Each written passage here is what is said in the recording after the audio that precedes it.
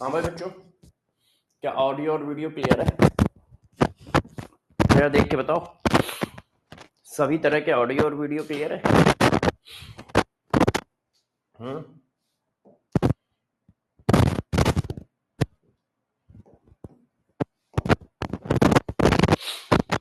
सभी तरह के ऑडियो और वीडियो क्लियर है? वॉइस ट्रैक हो रही है? क्या सही बात है? सबको आवाज ट्रैक हो रही है? Good morning, good morning, good morning. Yes sir, okay. रुक जाओ 1 मिनट।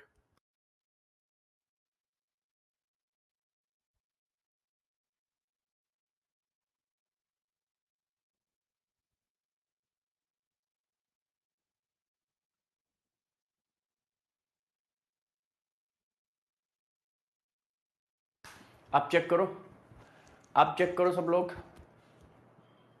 मस्त है बेटा, सब लोग बिल्कुल मस्त है सब।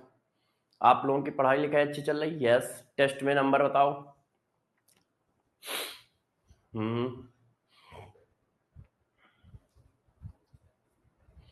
गुड।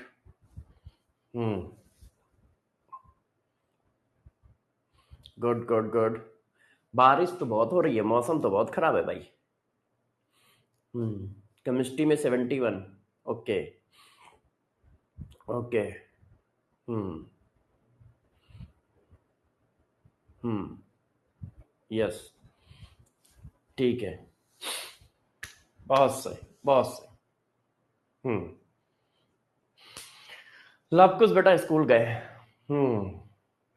ठीक है। तो आप सभी बच्चे जरा इस बात का ध्यान दें। आप सभी बच्चे थोड़ा इस बात का ध्यान दें जो मैं करने जा रहा हूं, गौर से समझें। देखो, 10 तारीख को जो संडे है उसमें क्युमुलेटिव टेस्ट है। अगले संडे का जो टेस्ट होगा 10 अगस्त वाला, वो क्युमुलेटिव टेस्ट है। वो क्युमुलेटिव टेस्ट है और वो दोनों के लिए सेम है। मंथन 1.0 और मंथन 2.0 दोनों के लिए सेम आएगा। उसका सिलेबस कितना है? तो उसका सिलेबस तीनों चैप्टर है। मोल कॉन्सेप्ट, लिक्विड सॉल्यूशन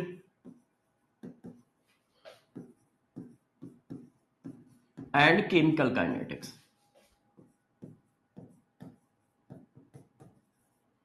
ये उसका सिलेबस है। सभी लोग देख लें, ये उसका सिलेबस है। ठीक है, ये उसका सिलेबस है। कि सिलेबस क्या है, इतनी बात समझ में आ गई सबको भाई? यस।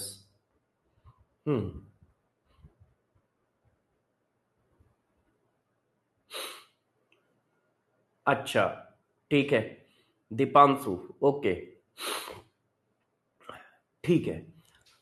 अब जरा देखो, जिन बच्चों का कोई चैप्टर टफ हो, कि मान लो उनको लगता है कि यार ये चैप्टर मेरे से हो नहीं रहा है, चाहे वो फिजिक्स हो, चाहे वो केमिस्ट्री हो, चाहे वो बायोलॉजी हो, ठीक है, क्या करोगे? जैसे कोई चैप्टर के क्वेश्चन आपसे नहीं हो रहे या कोई चैप्टर टफ लग रहा है, मान लो कोई चैप्टर आपको टफ लग रहा है, वो फिजिक्स का हो, केमिस्ट्री का हो, बायोलॉजी का हो, चाहे जैसा हो, उसको किस तरह से डील किया जाए? तो सबसे पहले पूरे चैप्टर को 4 पार्ट में ब्रेक कर लो। चैप्टर को क्या करो? Divide in 4 part.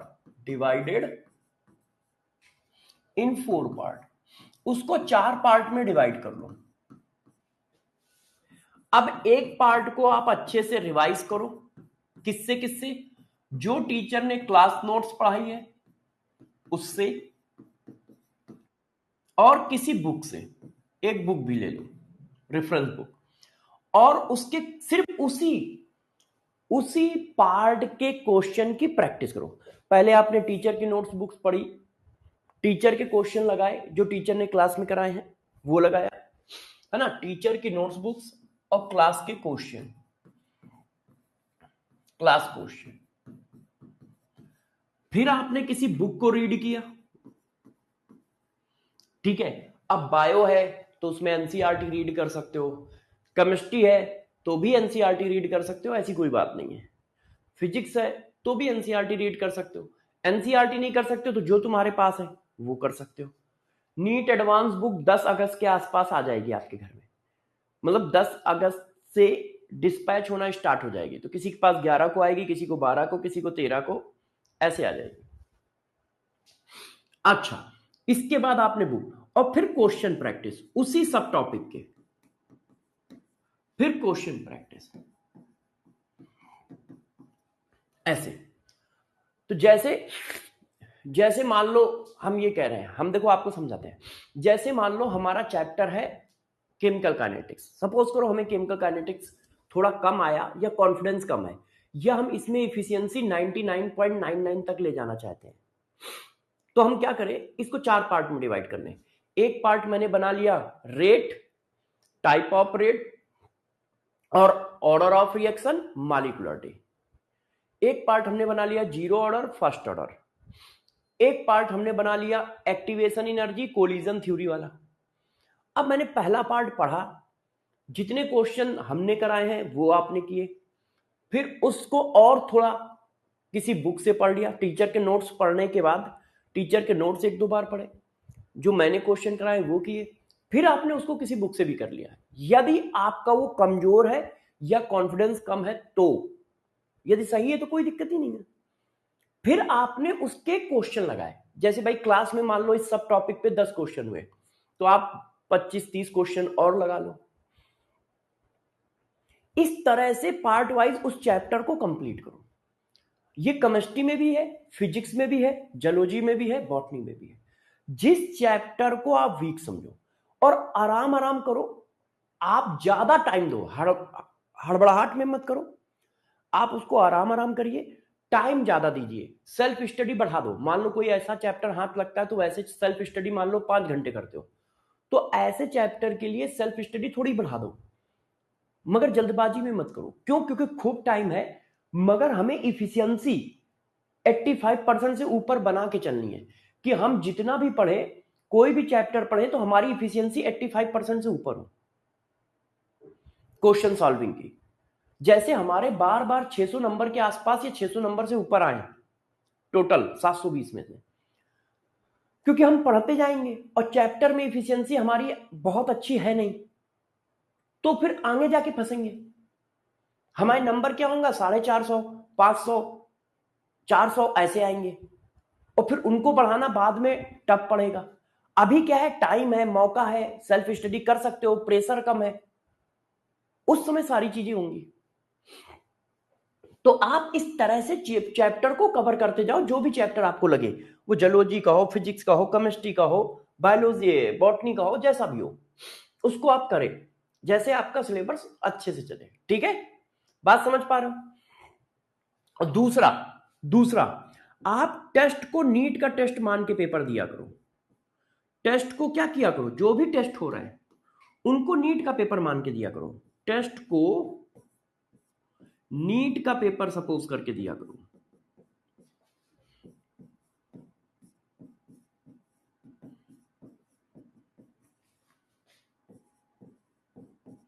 सपोज करके दिया करो।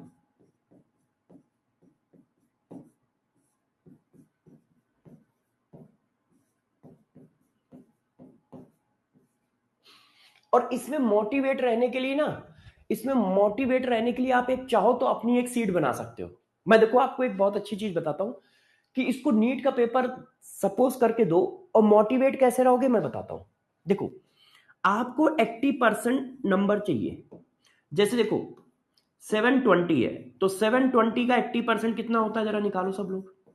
720 का 80%, 0 से 0 हो गया, 0 से 0 हो गया, तो 8 दूनी 16, 1, 8 7 56, और 56 और 1 57, ये हुआ। मतलब आपको 85% नंबर चाहिए। 600 नंबर के लिए क्या चाहिए? 85%। इसका मतलब यदि आपके पेपर में 83 से लेके 86% या उससे अबव आ रहे हैं, तो आप सेलेक्टेड हो। तो आप क्या हो? सेलेक्टेड। तो आप एक फाइल बना लो, आप एक फाइल बना लो, एक पेज बना लो, है ना। एक में लिखो टेस्ट, टेस्ट नंबर। गौर समझिए, मैं आपको बना के देता हूं। आपने लिखा टेस्ट नंबर, ठीक है। फिर आपने लिखा परसेंटेज सॉल्विंग, कितने परसेंट पेपर सही सॉल्व हुआ है, percentage solving. Wrong question, wrong question के नंबर, क्यों? क्योंकि ये क्वेश्चन आपको दोबारा लगाने हैं, जो रॉन्ग हुए उनको दोबारा लगाने हैं, तो उन क्वेश्चनों के नंबर लिखे रहे। टेस्ट नंबर, परसेंटेज सॉल्विंग, कितने परसेंट पेपर आपका सॉल्व हुआ है, ठीक है। और रॉन्ग क्वेश्चन के नंबर, क्योंकि इनको बार बार लगाना है, सही क्वेश्चन के नहीं। अब जरा गौर से देखो, एमबीबीएस नीट सेलेक्टेड और नॉट, नीट सेलेक्टेड और नॉट, सेलेक्ट हुए हो कि नहीं, ठीक है। यदि आपने 83 85% 83 से ऊपर सही कर दिया है तो आप लिखो सेलेक्टेड, आपको मोटिवेट देगा। और जिस दिन आप सेलेक्ट हो, यदि आपका पेपर अच्छा हुआ, सेलेक्ट हुए, तो शाम को थोड़ा सा पार्टी करो घर वालों के साथ, है ना। आप उनको अपना एम बताओ कि हम इस तरह से पढ़ाई कर रहे हैं। दोस्त के साथ पार्टी में बहुत सारे पैसे मत बर्बाद करो, पार्टी का मतलब है जाके थोड़ा सा कुछ खा लिया, है ना, दोस्तों से बातें कर ली, या कोल्ड ड्रिंक पी ली, या वो पिज्जा खा लिया, या बर्गर खा लिया, या छोटा मोटा कुछ कर लिया। क्यों? क्योंकि आज आपने एक उपलब्धि हासिल की है कि आप सेलेक्टेड हो संडे वाले पेपर में, नीट में।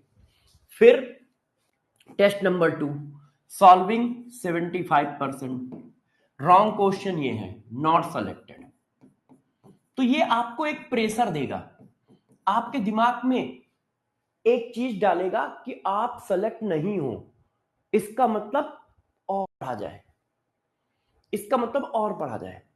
तो आप हर संडे नीट में सेलेक्ट हो, हर संडे नीट में ना सेलेक्ट हो, ऐसी टेबल, और वो टेबल सामने लगाओ, मतलब ये जो पेज है ना, इसको सामने लगा दो अपनी टेबल के ऊपर, जैसे आपको दिखता रहे कि आप कितने बार सेलेक्ट हो रहे हो, कितने बार नहीं हो रहे हो। नहीं हो रहे हो तो आप मेहनत पढ़ाओ, नॉट सेलेक्टेड हो तो ये जो रॉन्ग क्वेश्चन है ये कौन से हैं, उन पर ध्यान दो, उन कॉन्सेप्ट को बार बार लिखो, उन कॉन्सेप्ट को बार बार करो, उन कॉन्सेप्ट को बार बार लिखो, बार बार रिवाइज करो, और उन क्वेश्चनों को बार बार करिए, या उस टाइप के क्वेश्चनों को बार बार करिए। मतलब मेरा कहने का मतलब है कि जो तुम सेल्फ स्टडी कर रहे हो वो इनफ है, उसमें कोई दिक्कत नहीं है। बस अपनी कमियों को पहचान के इनको इंप्रूव कराना है। आप में से कम 75 बच्चा पेपर को 55% से ऊपर सॉल्व कर रहा है।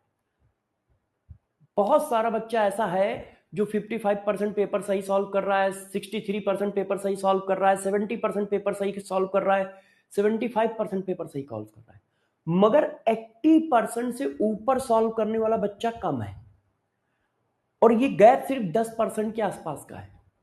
10% का मतलब वही 40-50 नंबर, और 40-50 नंबर का मतलब 8 से 10 क्वेश्चन, और 8 से 10 क्वेश्चन का मतलब है पर सब्जेक्ट 2 से 3 क्वेश्चन, पर सब्जेक्ट 2 से 3 क्वेश्चन।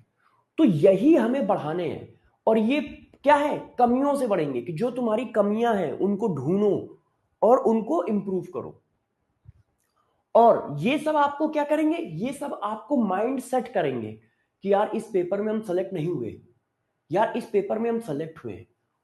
तो आपकी क्या है, आपकी हैबिट बनाएगा कि हर बार हमें सेलेक्ट होना है, तो हर संडे को हमें इतना पढ़ के जाना है कि मैं सेलेक्ट हूं। हाँ बेटा, यदि आपका 90% से ऊपर रहता है तो आपके लिए तो अच्छी बात है, मगर मैं तो सबको पढ़ाता हूं ना यार, मेरा काम है सबको सेलेक्ट कराना। अकेले नीमो तुम्हें सेलेक्ट कराना मेरा काम थोड़ी ना है, सबको सेलेक्ट कराना मेरा काम है। तो तुम्हारे 90% से ऊपर हर बार आते हैं तो गुड, कंग्रेचुलेशन, मेरी तरफ से बधाई हो, है ना। मगर मेरे लिए तो जैसे आप बच्चे हो वैसे वो भी बच्चे हैं जिनके नहीं आ रहे हैं, तो मुझे तो सबको गाइड करना है। तो इस तरह की टेबल बनाइए, और ये कॉपी, मतलब ये जो पेज है आप अपनी टेबल के सामने लगाइए, जैसे अभी से आपके अंदर आए कि मुझे 600 से ऊपर लाने हैं। बहुत सारे बच्चे ये सोचते हैं कि यार मैं अगले टेस्ट में पढ़ के जाऊंगा तो मेरे अपने आप 600 से ऊपर आएंगे, इस बार तो मैंने पढ़ा ही नहीं था, है ना। बेटा सौरभ, सीएसडी नोट्स तो हमेशा रिवाइज होने चाहिए, वो तो आपके दिमाग में बसे ही होने चाहिए। और पूरी नोटबुक भी 2-2 3-3 महीने में रिवाइज करते रहो, पूरी नोटबुक भी 2-2 3-3 महीने में रिवाइज करते रहो। अब सारे बच्चे तैयार हो जाए, आपके पास आने वाला है test number 26, TSD test number 26। पहला क्वेश्चन आपकी स्क्रीन पर ये रहा, बताइए। पहला क्वेश्चन आपकी स्क्रीन पर ये रहा, बताइए। In an adiabatic process, no transfer of heat take place between system and surrounding. Choose the correct option for free expansion of ideal gas under adiabatic condition for the following. बताइए, इस question का जवाब दीजिए सब लोग, क्या आएगा?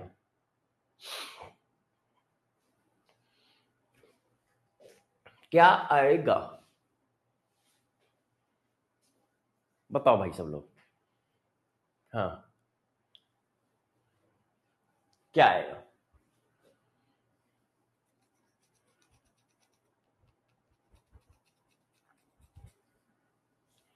बताओ मुन्ना, बताओ। In an adiabatic process, no transfer of heat take place between system and surrounding. Choose the correct option for free expansion of ideal gas under adiabatic condition for the following. तो देखो कैसे करोगे। हाँ, आपको टाइम दे दिया है, 1 minute का time दिया है।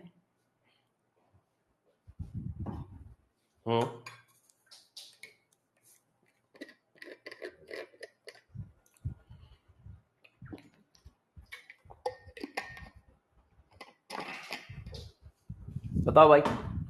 अब देखो क्वेश्चन में कहा जा रहा है इन एन एडियाबैटिक, यदि एडियाबैटिक प्रोसेस है तो Q इक्वल टू 0। मैंने आपको पढ़ाया है कि थर्मोडायनेमिक्स की नोटबुक डेली रिवाइज करके आओ, क्लास में डेली रिवाइज करके आओ। आपको क्वेश्चन अपने आप समझ में आ जाएगा यदि नोटबुक की हर बात याद है, हर कॉन्सेप्ट याद है, हर पॉइंट याद है जो मैंने सीएसडी में लिखाया है, नोटबुक में लिखाया है। In an adiabatic process Q equal to 0, no transfer of heat take place system and surrounding. Choose the correct option for free expansion. जब फ्री एक्सपेंशन होगा तो वर्क इक्वल टू भी 0 होगा, जब फ्री एक्सपेंशन होगा तो वर्क इक्वल टू भी 0 होगा। क्यों? क्योंकि फ्री एक्सपेंशन का वर्क क्या है? 0। अब जब Q 0 है और वर्क 0 है, ये देखो Q भी 0 है, वर्क भी 0 है, तो पहले तो देख लो Q और वर्क 0 है, इसमें Q 0 नहीं है, इसमें वर्क 0 नहीं है। अब बचे ये दो, अब जब ये दोनों 0 होंगे तो du भी 0 होगा। अब du की वैल्यू 0 होने का मतलब क्या है? du की वैल्यू 0 होने का मतलब टेम्परेचर में चेंज नहीं हो रहा है। क्यों? यदि टेम्परेचर में चेंज होगा तो du में भी चेंज होगा, क्योंकि आइडियल गैस है। आइडियल गैस की इंटरनल एनर्जी सिर्फ टेम्परेचर पर डिपेंड करती है, तो आइडियल गैस की इंटरनल एनर्जी सिर्फ टेम्परेचर पर डिपेंड करती है, तो du में चेंज नहीं आया है, इसका मतलब टेम्परेचर कांस्टेंट है। और टेम्परेचर कांस्टेंट है तो dt की वैल्यू 0, टेम्परेचर कांस्टेंट है तो dt की वैल्यू 0। तो आंसर क्या आएगा? थर्ड। ये भी 0 होगा, ये भी 0 होगा, ये भी 0 होगा। आंसर क्या आएगा? थर्ड। एडियाबैटिक मास कुछ नहीं होता है। ये कौन है? प्रियांशु। एडियाबैटिक मास नाम की कोई चीज नहीं होती है। नॉन आइडियल के लिए 0 नहीं होगा, मगर नॉन आइडियल आपके सिलेबस में नहीं है। क्वेश्चन नंबर 2 इसको करो, क्वेश्चन नंबर 2 इसको करो सब लोग, बताइए। क्वेश्चन नंबर 2 बताइए।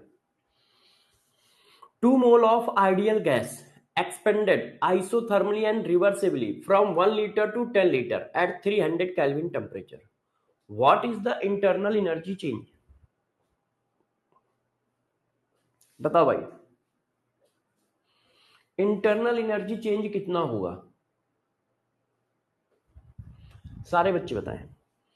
इंटरनल एनर्जी चेंज कितना होगा? आपको देखो एन दिया है आपको, ठीक है, वॉल्यूम का चेंज दिया है, टेम्परेचर दिया है, इंटरनल एनर्जी चेंज पूछ रहा है, इंटरनल एनर्जी चेंज पूछ रहा है। तो देखो आपको कहा गया 2 mole ideal gas expand isothermally. Isothermally का मतलब टेम्परेचर कांस्टेंट है। अब टेम्परेचर कांस्टेंट है और आइडियल गैस है, तो टेम्परेचर कांस्टेंट है तो आइडियल गैस है, तो चेंज इन इंटरनल एनर्जी कितनी होगी? 0। क्यों? क्योंकि आइडियल गैस के केस में इंटरनल एनर्जी सिर्फ टेम्परेचर का फंक्शन होता है। आइडियल गैस के केस में इंटरनल एनर्जी सिर्फ टेम्परेचर का फंक्शन है। अब पूरे क्वेश्चन में कहीं टेम्परेचर चेंज नहीं हो रहा है क्योंकि ये आइसोथर्मल प्रोसेस है। तो जब टेम्परेचर चेंज नहीं होगा तो इंटरनल एनर्जी भी चेंज नहीं होगी। अब वो कह रहा है चेंज इन इंटरनल एनर्जी बताओ, तो चेंज इन इंटरनल एनर्जी कितनी होगी? 0। चेंज इन इंटरनल एनर्जी कितनी होगी? 0। अब आप लोग बताइए दो में से किसके कितने सही? दो में से किसके कितने सही बताओ भाई। हम्म हम्म यस यस, हाँ very good, 2 out of 2, 2 out of 2। Hmm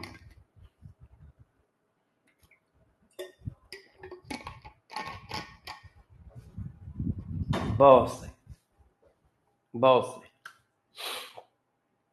very good very good. Hmm good. तो अब हम बात करेंगे अपनी चैप्टर की। तो देखो लास्ट क्लास में मैंने चैप्टर कहां पे छोड़ा था, उस चीज को मैं फिर से आपको लेके चलता हूं।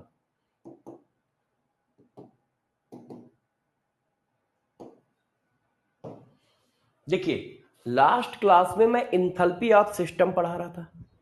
इंथैल्पी ऑफ सिस्टम के मैंने पॉइंटर लिखाए थे। देखो लास्ट लेक्चर हमारा ये, अब इसमें मैंने आपको क्या क्या पढ़ा दिया था? फर्स्ट लॉ ऑफ थर्मोडायनेमिक्स पढ़ाया पूरा, खूब सारे इसके क्वेश्चन कराए,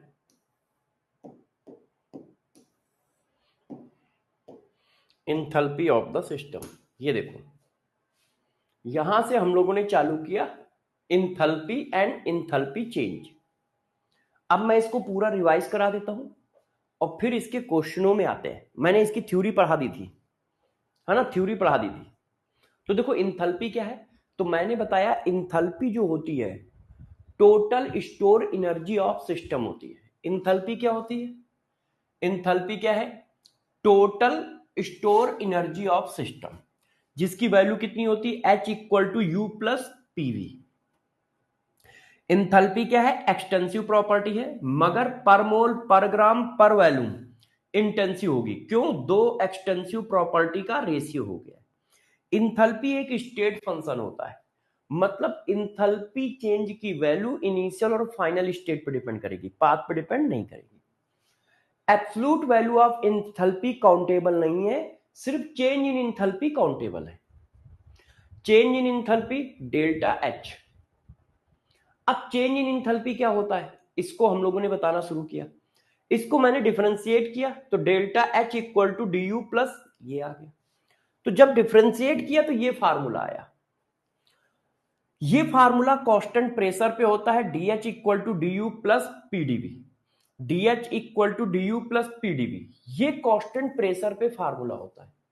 और यदि प्रेशर कांस्टेंट नहीं है तो ये फार्मूला आएगा D H equal to D U plus P final V final minus P initial V initial. मगर ये फार्मूले पर बेस्ड क्वेश्चन नीट में नहीं आया है। जेई में इस फार्मूले पर बेस्ड एक दो बार क्वेश्चन आया है, तो मैंने ये बात लिख दी कि ये फार्मूला बस आपको याद रखना, इस पर क्वेश्चन ज्यादा नहीं करने, ठीक है। फिर मैंने इस फार्मूले को और आगे बढ़ाया, ये देखो। अब इस फार्मूले को कैसे कैसे मॉडिफाई कर सकते हो ये बात बताइए, ठीक है। एब्सोल्यूट वैल्यू का मतलब आशीष कह रहा है सर एब्सोल्यूट वैल्यू का क्या मतलब होता है, बताता हूं बेटा आशीष। जैसे मेरे पास 100 रुपए है तो ये मेरी एब्सोल्यूट वैल्यू है, ठीक है। अब मैंने किसी को 10 रुपए दे दिए तो बताओ चेंज कितना आया, चेंज कितना आया आशीष, 10 रुपए। तो ये चेंज है। तो मेरे पास कितने रुपए हैं ये नहीं बता पाएगा, क्यों, क्योंकि एब्सोल्यूट वैल्यू काउंटेबल नहीं है। चेंज बता देगा कि सर्वेश सर के 10 रुपए चेंज हुए, मतलब उनके पैसों में 10 रुपए का डिफरेंस आया, ये बता देगा वो, मगर ये नहीं बता पाएगा कि उनके पास पैसे कितने हैं, एब्सोल्यूट वैल्यू कितनी है, ये नहीं बता पाएगा। जैसे तुम्हें 10 रुपए गेन हुए तो मैंने ये बता दिया कि तुम्हारे पैसे में 10 रुपए का चेंज आया है, मगर तुम्हारे पास कितने पैसे हैं ये हम नहीं बता पा रहे हैं, एब्सोल्यूट वैल्यू नहीं बता पा रहे हैं, है ना। तो एब्सोल्यूट वैल्यू ये है। हाँ, इंटरनल एनर्जी सभी तरह की एनर्जी का सम है, उसमें वर्क शामिल नहीं है। सौरभ चक्रवर्ती, सौरभ चक्रवर्ती का पूछना है कि इंथैल्पी और इंटरनल एनर्जी में डिफरेंस क्या है।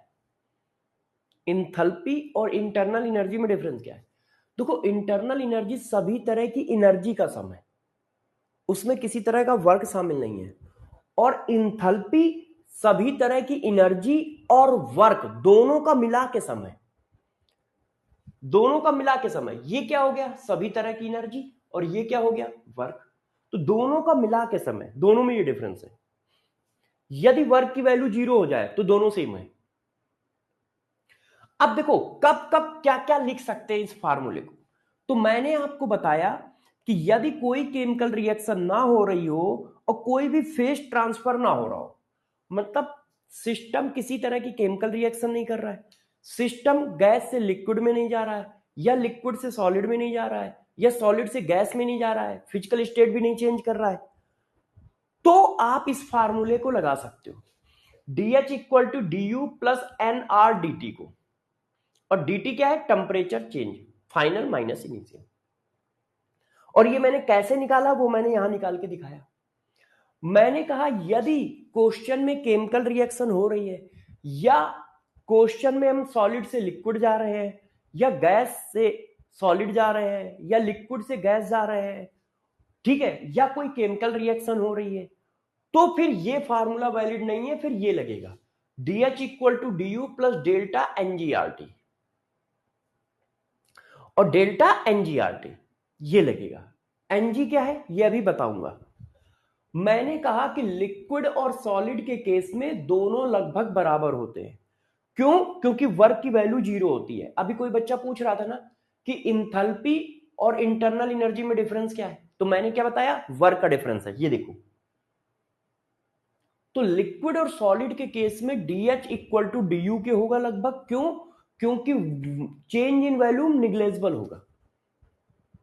भाई किसी लिक्विड का 5 डिग्री सेंटीग्रेड टेम्परेचर बढ़ा दो तो उसकी वॉल्यूम में कितना चेंज आएगा, निग्लेजिबल। किसी सॉलिड का 5 डिग्री सेंटीग्रेड बढ़ा दो। अब ये पेन देखो, अभी बरसात है, मान लो इस समय टेम्परेचर 26 डिग्री है, अभी धूप आ जाएगी, दोपहर हो जाएगी, खूब गर्मी पड़ेगी, मान लो टेम्परेचर 35 डिग्री है, तो क्या ये बढ़ जाएगा, इस पेन का वॉल्यूम चेंज होगा, नहीं होगा। तो डेल्टा V कितना है, 0, तो वर्क नहीं हुआ। तो इसीलिए DH और DU लगभग बराबर होंगे, ठीक है। प्रिंस दिमाग मत लगाओ, बता चुका हूं कि DU स्टेट फंक्शन है, DU स्टेट फंक्शन है। किसी को सम करने से ये डिसाइड नहीं होता है कि वो पाथ फंक्शन होगा या स्टेट फंक्शन होगा, उसके सम से वो डिसाइड नहीं होता है, मैंने नहीं डिसाइड किया है। तो देखो इतनी बातें मैंने कल की क्लास में, मतलब लास्ट क्लास में पढ़ाई थी, अब मैं इन्हीं चीजों को आगे बढ़ा रहा हूं। अब देखो इसी जगह से मैं फिर आगे बढ़ा रहा हूं। अब मैं बताने जा रहा हूं कि where delta N is, where delta N G, delta N G क्या होता है, तो गौर से देखो, total gaseous mole of product minus total gaseous mole of reactant. Total gaseous mole of product minus total gaseous mole of reactant, मतलब सिर्फ gas के मोल काउंट करने हैं। देख लो, प्रोडक्ट के गैस के मोल माइनस रिएक्टेंट के गैस के मोल, ये काउंट करने हैं डेल्टा एनजी में।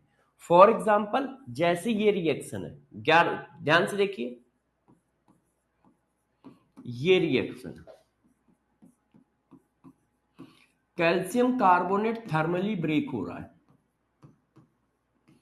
अब देखो ये सॉलिड है, ये सॉलिड है, ये गैस है, तो डेल्टा एनजी कितना आएगा, और ये हमेशा बैलेंस रिएक्शन में लगेगा, तो डेल्टा एनजी कितना आएगा, total gaseous mole of product, तो ये गैस है नहीं, ये गैस है, तो किसके कितने मोल है, एक। Total gaseous mole of reactant, reactant में कोई गैस है नहीं, जीरो, तो इसकी वैल्यू कितनी आई, 1। अब इस रिएक्शन का देखो, इस रिएक्शन का देखो, अमोनिया डिकम्पोज हो रहा है, बना रहा है N2 गैस और 3H2 गैस। अब इसमें बताओ डेल्टा एनजी कितना है, total gaseous mole of product कितने मोल है, एक नाइट्रोजन का, 3 हाइड्रोजन का, 4, 1 और 3। Total gaseous mole of reactant 2, तो वैल्यू क्या आई, +2। वैल्यू कितनी आ रही है, +2। अच्छा अब आप इसका बताइए, अब आप इसका बताइए,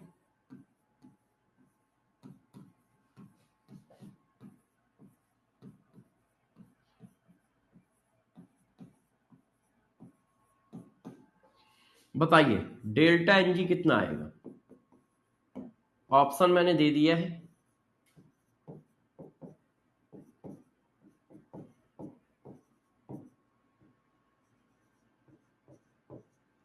कितना आएगा डेल्टा एनजी,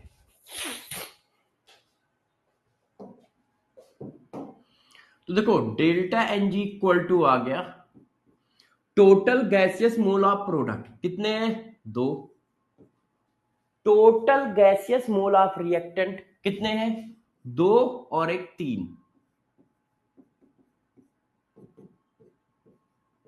-1। कितना आया, -1। क्या ये बात सही है, यस, -1 है ना।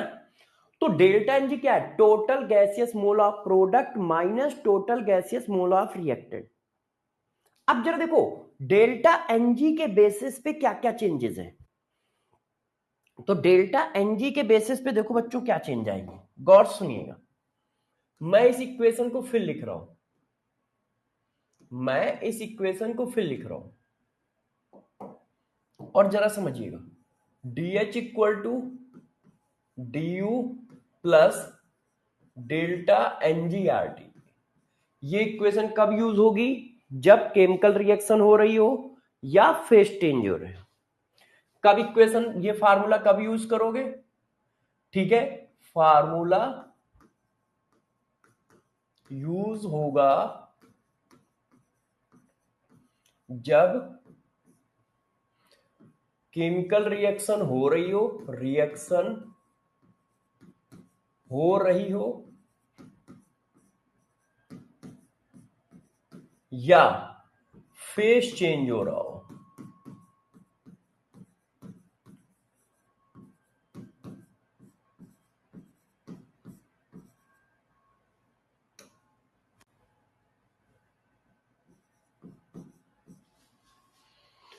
या तो फेज चेंज हो रहा हो या केमिकल रिएक्शन हो रही है, तब यूज किया जाता है। अब देखो इसमें कितने कैटेगरी बनेंगे, गौर से देखिएगा, डरिएगा नहीं।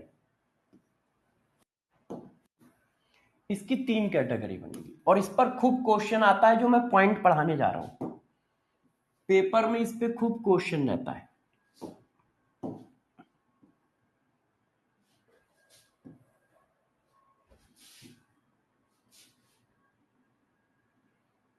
देखो बच्चों, अब डेल्टा एनजी की वैल्यू तो कुछ भी हो सकती है, यदि डेल्टा एनजी की वैल्यू 0 हुई तो क्या होगा, यदि डेल्टा एनजी 0 है तो डीएच बराबर है डीयू के, चेक करो, इसकी वैल्यू 0 डालोगे तो डीएच बराबर होगा डी यू के।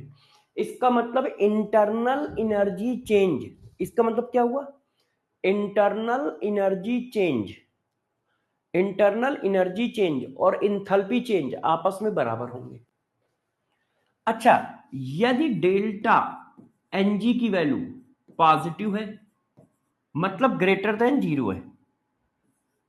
पॉजिटिव का मतलब क्या है, ग्रेटर देन 0।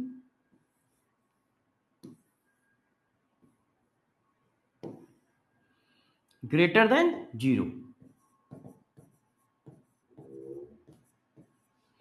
तो ग्रेटर देन 0 है तो डीएच बड़ा होगा, डीयू छोटा होगा। क्यों, गौर से देखो, डीएच में ये वैल्यू कैसी है, पॉजिटिव, तो ये डीयू में कुछ जोड़ोगे तब इसके बराबर हो रहा है, इसका मतलब डेल्टा एच बड़ा है। यदि डेल्टा एनजी की वैल्यू पॉजिटिव है तो यहां प्लस लगाए ना, तो मान लो डीयू कितना है, मान लो डीयू आपका 10 है, तो 10 में कुछ जुड़ रहा है ना, मान लो 2.5 ही जुड़ रहा है, तो ये देखो 12 हुआ जाके, इसकी वैल्यू कितनी हुई, 12.5। इसका मतलब क्या है, इसका मतलब यह है कि यदि डेल्टा एनजी की वैल्यू पॉजिटिव है तो डीयू छोटा होगा, डीएच बड़ा होगा, डीएच ग्रेटर देन डीयू होगा। अच्छा, यदि डेल्टा एनजी की वैल्यू निगेटिव हो या लेस देन 0 हो तो क्या होगा, तो फिर ये आएगा कि डीएच छोटा होगा, डीयू बड़ा होगा। क्यों, क्योंकि आप ये कह रहे हो कि 10 में से कुछ माइनस किया गया है, और जब माइनस किया गया है तब बराबर आया है। ये देखो, 10 में से कुछ माइनस किया गया है, यहां माइनस आ जाएगा, प्लस माइनस माइनस, तो इसका मतलब डीयू में कुछ माइनस करते हैं तब डेल्टा एच के बराबर होता है, इसका मतलब डीयू बड़ा है। तो ये भी पूछा जाएगा कौन बड़ा है कौन छोटा है, आपसे ये भी पूछा जाएगा, ये देखो ये भी पूछा जाएगा। तो बात समझ गए, 3 केस ये भी है। अच्छा, अब देखो एक बहुत इंपॉर्टेंट पॉइंट पढ़ाने जा रहा हूं, सब बच्चे बहुत अच्छे से ध्यान रखें। मैंने आपको पढ़ाया था, मैंने आपको पढ़ाया था कि इंथैल्पी क्या है, total store energy of system. ये देखो, total store energy of system. अब इंथैल्पी चेंज क्या होता है, ये होता है, मगर इसको फार्मूला वाइज ना बता के स्टेटमेंट वाइज बताओ। तो इंथैल्पी चेंज क्या होता है, देखो, heat at constant pressure, heat at constant pressure is known as enthalpy change. Enthalpy अलग है, इंथैल्पी चेंज अलग है, जरा ध्यान रखना।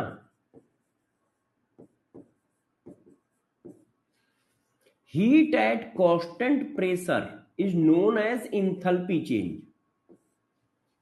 कांस्टेंट प्रेशर की हीट को इंथैल्पी चेंज कहते हैं। जैसे कांस्टेंट वॉल्यूम की हीट को इंटरनल एनर्जी चेंज कहा जाता है, वैसे ही कांस्टेंट प्रेशर की हीट को इंथैल्पी चेंज कहा जाता है। क्या, कांस्टेंट प्रेशर की हीट को इंथैल्पी चेंज कहते हो, कांस्टेंट प्रेशर की हीट को इंथैल्पी चेंज कहते हो। और ये देखो आपने यही किया है, ये देखिए, प्रेशर को कांस्टेंट कर दिया तब ये वैल्यू आई, तो ये क्या है, heat at constant pressure, heat at constant pressure is known as enthalpy change,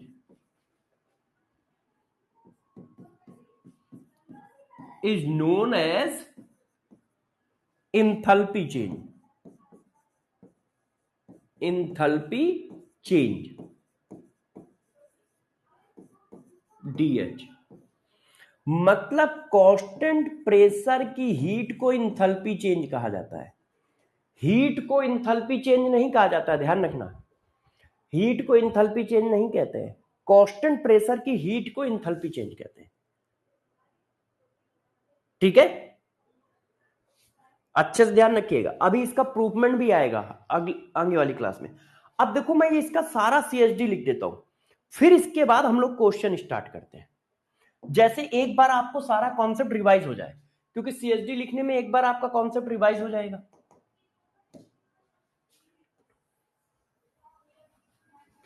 CHD लिखने में आपका कॉन्सेप्ट रिवाइज हो जाएगा।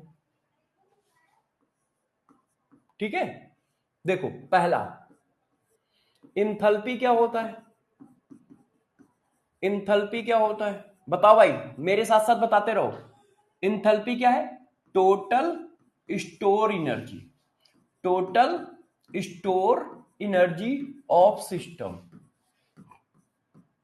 अब इसमें क्या क्या आ गया? इसमें एनर्जी प्लस वर्क आ गया, इसमें एनर्जी प्लस वर्क आ गया।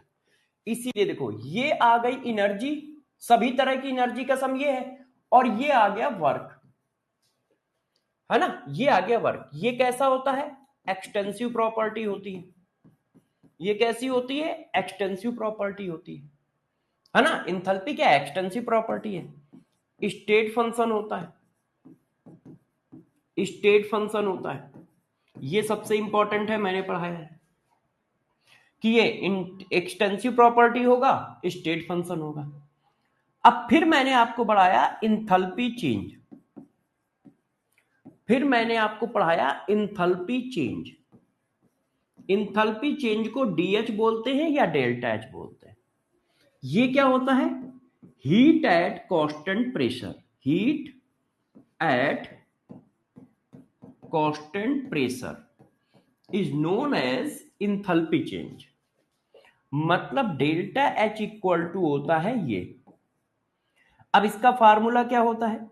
इसका फार्मूला होता है DH equal to D U plus, sorry, DH equal to D U plus P final, V final, P initial, V initial. ये कब होगा? जब प्रेशर वेरिएबल हो। प्रेशर क्या हो? वेरिएबल। और ये वाला फार्मूला कब होता है? DH equal to D U plus P D V at constant pressure, at constant pressure and temperature. Temperature तो वैसे ही कांस्टेंट चल रहा है। DH equal to D U plus PDV. ये देखो, ये देखिए, ये फार्मूला हमारा आया। ठीक है, अब हम इस फार्मूले को बेस बना के चीजें करते हैं, इस फार्मूले को बेस बना के चीजें करते हैं। अब देखो ये फार्मूला कब लगेगा? D H equal to D U plus N और डेल्टा टी। ये कब लगता है? मैंने आपको लिख के दिया, केमिकल रिएक्शन नहीं होनी चाहिए, केमिकल रिएक्शन ना हो, नो, और ना फेस चेंज हो, फेस चेंज नो। ना तो फेस चेंज हो रहा हो, ना केमिकल रिएक्शन हो रही हो, तब ये फार्मूला लगता है। सिर्फ टेम्परेचर बढ़ाया जा रहा है। जैसे जैसे ये कंटेनर है, अब इस कंटेनर में गैस है, अब इसका सिर्फ टेम्परेचर बढ़ाया जा रहा है, ना तो गैस में कोई केमिकल रिएक्शन हो रही है, ना फेस चेंज हो रहा है, तो सिर्फ टेम्परेचर बढ़ाया जा रहा है। और हम पूछ रहे हैं इंथैल्पी चेंज बताओ, तो ये फार्मूला लग जाएगा, D H equal to D U plus delta N R delta T. और डेल्टा टी इक्वल टू होता है T final minus T initial. Delta T equal to होता है T final minus T initial. अच्छा बच्चों, अब और बात समझो।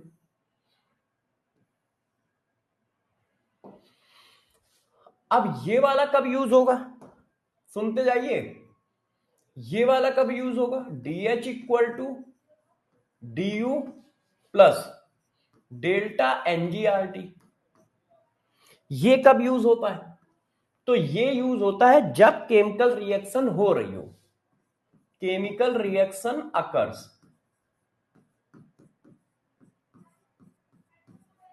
यदि केमिकल रिएक्शन हो रही है या फेस ट्रांसफर हो रहा है, फेस ट्रांसफर, तो हम इसको यूज करेंगे। इसमें डेल्टा एनजी क्या होगा? प्रोडक्ट, गैसियस प्रोडक्ट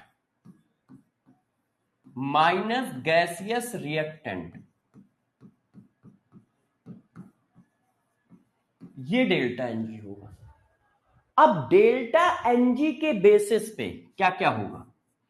यदि डेल्टा एनजी की वैल्यू 0 है तो डी और डीएच आपस में बराबर होंगी। यदि डेल्टा एनजी की वैल्यू पॉजिटिव है तो डीएच बड़ा होगा और डीयू छोटा होगा, और यदि डेल्टा एनजी की वैल्यू निगेटिव है तो डीएच हमारा छोटा होगा, डीयू बड़ा होगा। ये बातें अभी मैंने इस फार्मूले से पीछे निकाली, इतनी बातें मैंने पढ़ा दी है। अब और गौर से देखो, हाँ बिल्कुल सही है। अब गौर से 2-3 पॉइंट और सुनो। यदि साइक्लिक प्रोसेस है, साइक्लिक प्रोसेस है, तो यदि साइक्लिक प्रोसेस है तो डीएच की वैल्यू भी 0 होगी, डीयू की वैल्यू भी 0 होगी। क्यों? जितने भी स्टेट फंक्शन होंगे उनकी वैल्यू 0 होगी साइक्लिक प्रोसेस के लिए। कैसे? साइक्लिक प्रोसेस क्या होता है? जिसमें स्टेट चेंज नहीं होता है, और जब स्टेट नहीं चेंज हुआ तो स्टेट फंक्शन की वैल्यू भी चेंज नहीं होगी, तो चेंज कितना आएगा? 0। क्यों? क्योंकि स्टेट फंक्शन की वैल्यू स्टेट पर डिपेंड करती है। अब आप स्टेट ही नहीं चेंज कर रहे हो तो स्टेट फंक्शन की वैल्यू कैसे चेंज होगी? स्टेट फंक्शन की वैल्यू स्टेट पर डिपेंड करती है, और आपने स्टेट नहीं चेंज किया तो इसका मतलब उसकी वैल्यू चेंज नहीं होगी। तो change in enthalpy, change in internal energy 0। अच्छा, अब दूसरा आइसोथर्मल प्रोसेस। आइसोथर्मल प्रोसेस, अब गौर समझो। जैसे इंटरनल एनर्जी सिर्फ टेम्परेचर पर डिपेंड करती है आइडियल गैस के केस में, वैसे ही इंथैल्पी सिर्फ टेम्परेचर पर डिपेंड करती है आइडियल गैस के केस में। मैं ये लिख देता हूं, है ना, ये वाला पॉइंट मैं लिख देता हूं सीएचडी में, अगले पेज पे लिखता हूं, अगले पेज पे लिखता हूं। ये भी बहुत बड़ा पॉइंट है, ध्यान रखना, ठीक है। Enthalpy change, enthalpy only depend upon temperature in case of ideal gas। Ideal gas के केस में इंथैल्पी सिर्फ टेम्परेचर का फंक्शन है। टेम्परेचर चेंज नहीं होगा तो इंथैल्पी में भी चेंज नहीं होगा। तो ये वाला पॉइंट भी बहुत इंपॉर्टेंट है। आइडियल गैस के केस में इंथैल्पी भी सिर्फ टेम्परेचर का फंक्शन है। यदि इंथैल्पी, टेम्परेचर चेंज नहीं होगा तो इंथैल्पी भी चेंज नहीं होगी। और आइसोथर्मल में बताओ क्या टेम्परेचर चेंज होता है? नहीं। तो जब आइसोथर्मल में टेम्परेचर कांस्टेंट रहता है तो इंथैल्पी की वैल्यू, चेंज इन इंथैल्पी की value 0, change in internal energy की वैल्यू 0। क्यों? क्योंकि टेम्परेचर कांस्टेंट है। क्यों? क्योंकि टेम्परेचर कांस्टेंट है। तो क्या ये बात समझ में आई सबको? क्या ये बात समझ में आई? अब मैं इन पर क्वेश्चन करने जा रहा हूं। क्या ये बात आपको समझ में आई कि यदि टेम्परेचर चेंज नहीं होगा तो इंटरनल एनर्जी में भी चेंज नहीं आएगा, इंथैल्पी में भी चेंज नहीं आएगा? क्योंकि आइडियल गैस के केस में इंटरनल एनर्जी और इंथैल्पी दोनों टेम्परेचर पर डिपेंड करती हैं, दोनों टेम्परेचर पर डिपेंड करती हैं। ये सारे पॉइंट याद रहेंगे।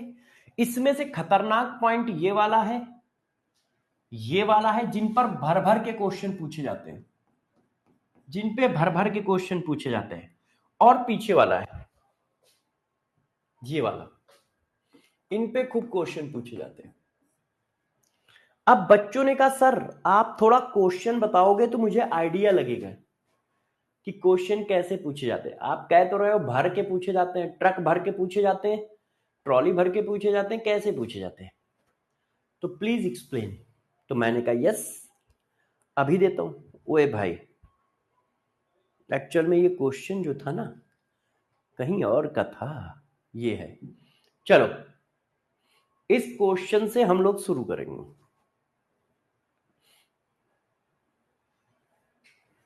ये देखो आंसर दो, इस क्वेश्चन का आंसर दो। बताओ भाई सब लोग क्या होना चाहिए। हाँ और देखो किसी ने गलत बताया ना तो बहुम मारेंगे समझ लेना। हाँ क्यों, क्योंकि मैं तो चिल्लाते चिल्लाते थक जाता हूं, मगर तुम्हारे कान में मेरी आवाज थोड़ी जाएगी, तुम्हारे कान में तो इलू टिल्लू की आवाज जाती है ना। वो चाहे फोन में जितना धीरा पूछे बोले भाई को पूरा सुनाई देगा, ठीक है, चाहे जितना धीरा पूछा बोला जाए बहन को भी पूरा सुनाई देगा। सर्वेश दीक्षित चिल्लाते रहेंगे वो आवाज कान में किसी की नहीं जाएगी, वो आवाज किसी के कान में नहीं जाएगी। तो देखो बताओ भाई 2 मोल एन की वैल्यू 2 दिए ऑफ आइडियल गैस है, एक्सपेंड हो रहा है। यदि एक्सपेंड हो रहा है तो वर्क की जो भी वैल्यू होगी निगेटिव होगी। आइसोथर्मल है तो टी इक्वल टू कांस्टेंट होगा। Reversible initial value V I, final value V F, at temperature इतना। What is enthalpy change, delta H पूछ रहा है। गैस कैसी है आइडियल, टेम्परेचर क्या है कांस्टेंट। तो आइडियल गैस की आइडियल गैस की इंथैल्पी और इंटरनल एनर्जी दोनों टेम्परेचर का फंक्शन होते हैं। टेम्परेचर चेंज होगा तो वैल्यू में चेंज आएगा, क्या टेम्परेचर चेंज हुआ नहीं तो वैल्यू में कितना चेंज आएगा 0, है ना। अब देखो ये क्वेश्चन 2004 आईआईटी मेंस में आया है।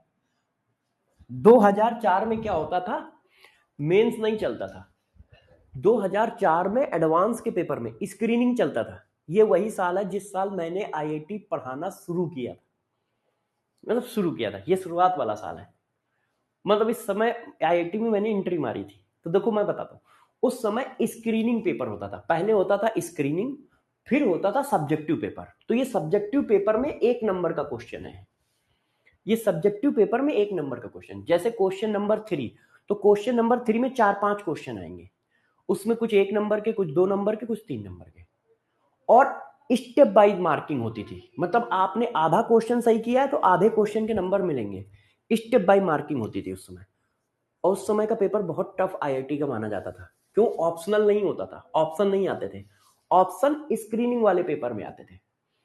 और जो एडवांस का पेपर होता था वो सब्जेक्टिव होता था, पेन कॉपी पे लिखा जाता था।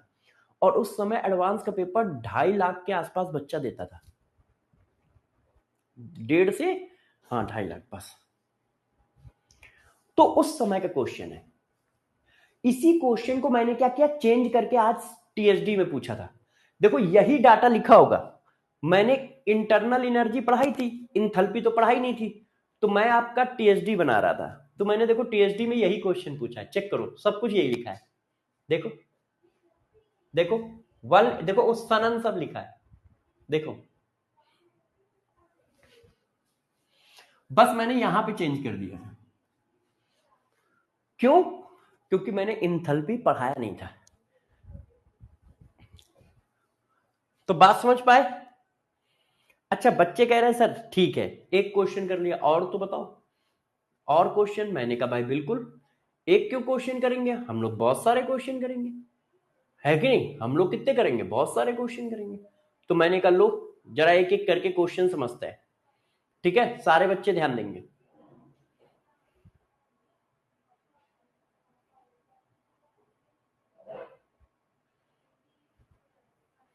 इस क्वेश्चन का आंसर बताओ।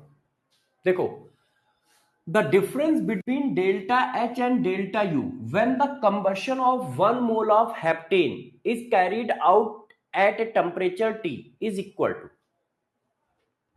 बताइए अब हेप्टेन का कंबशन कराना है। हेप्टेन कितना होता है? C7H16, और कंबशन का मतलब क्या होता है? ऑक्सीजन से रिएक्शन। कंबशन का मतलब क्या है? ऑक्सीजन से रिएक्शन। देखो ये क्या है? लिक्विड, ये क्या है? गैस। कार्बन को जलाओगे तो क्या बनेगा? Carbon dioxide. ये भी कैसा होता है? गैस। हाइड्रोजन को जलाओगे तो क्या बनेगा? वाटर, और वाटर कैसा होता है? लिक्विड। अब बैलेंस करो, carbon 7, carbon 7, hydrogen 16, hydrogen 16, oxygen 7 दूनी 14 और 8, 14 और 8 कितना होता है?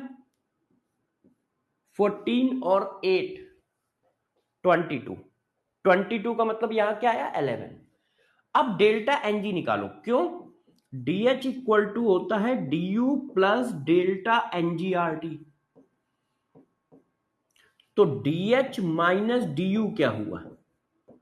डीएच माइनस डीयू होता है ये देखो। अच्छा, इसी को कहते हैं हीट एट कांस्टेंट प्रेशर, और इसको कहते हैं हीट एट कांस्टेंट वैल्यूम। तो कभी कभी वो लैंग्वेज में फंसाएगा, वो ये नहीं पूछेगा, कहेगा calculate difference of heat of constant pressure and heat of constant volume. अब डेल्टा एनजी की वैल्यू डालो, कितना है? ये 7, प्रोडक्ट माइनस रिएक्टेंट, ये लिक्विड है, प्रोडक्ट माइनस रिएक्टेंट, ये भी लिक्विड है, 11 आरटी। तो ये क्या आ गया? ऐसा देखो कहीं आंसर है?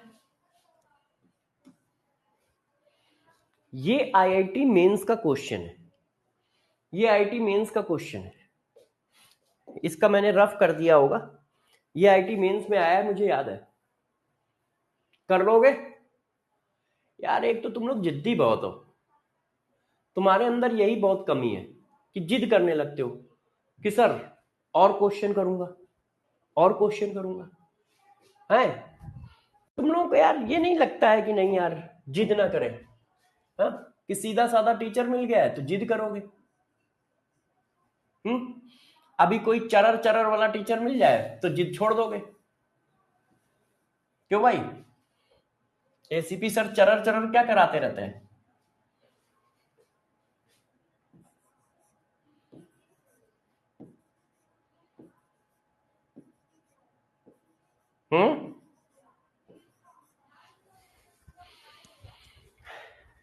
क्यों भाई?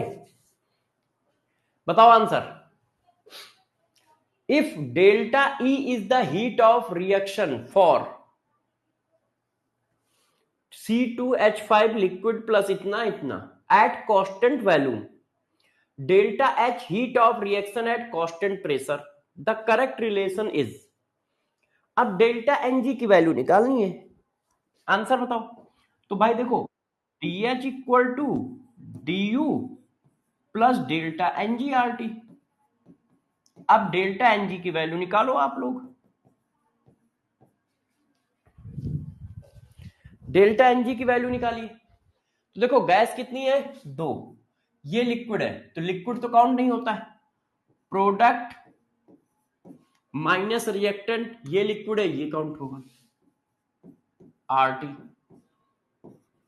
तो डीएच इक्वल टू हुआ D U minus R T, D H equal to D U minus R T. सही है? अब तुम कहोगे हम और करेंगे, इसका भी आंसर बताओ। अब ये क्वेश्चन मैं होमवर्क में डाल दूं या फिर जल्दी जल्दी बता दोगे? जल्दी जल्दी बता दो, खत्म करते हैं यार। होमवर्क में क्या देना है ना, होमवर्क में क्या देना, कोई छोटे बच्चे थोड़ी ना हो, होमवर्क दिया जाए। जल्दी जल्दी आंसर बताओ, जल्दी जल्दी आंसर बताओ निकम्मे लोग। ये रफ कर दूं यार, नहीं तो कोई बवाल काटेगा।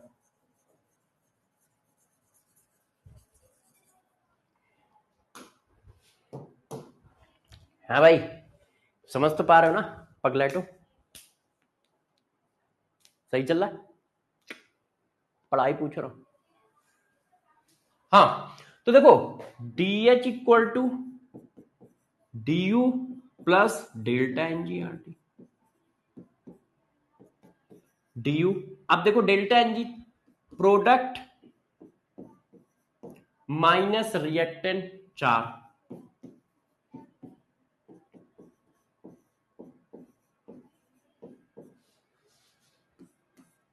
सही है।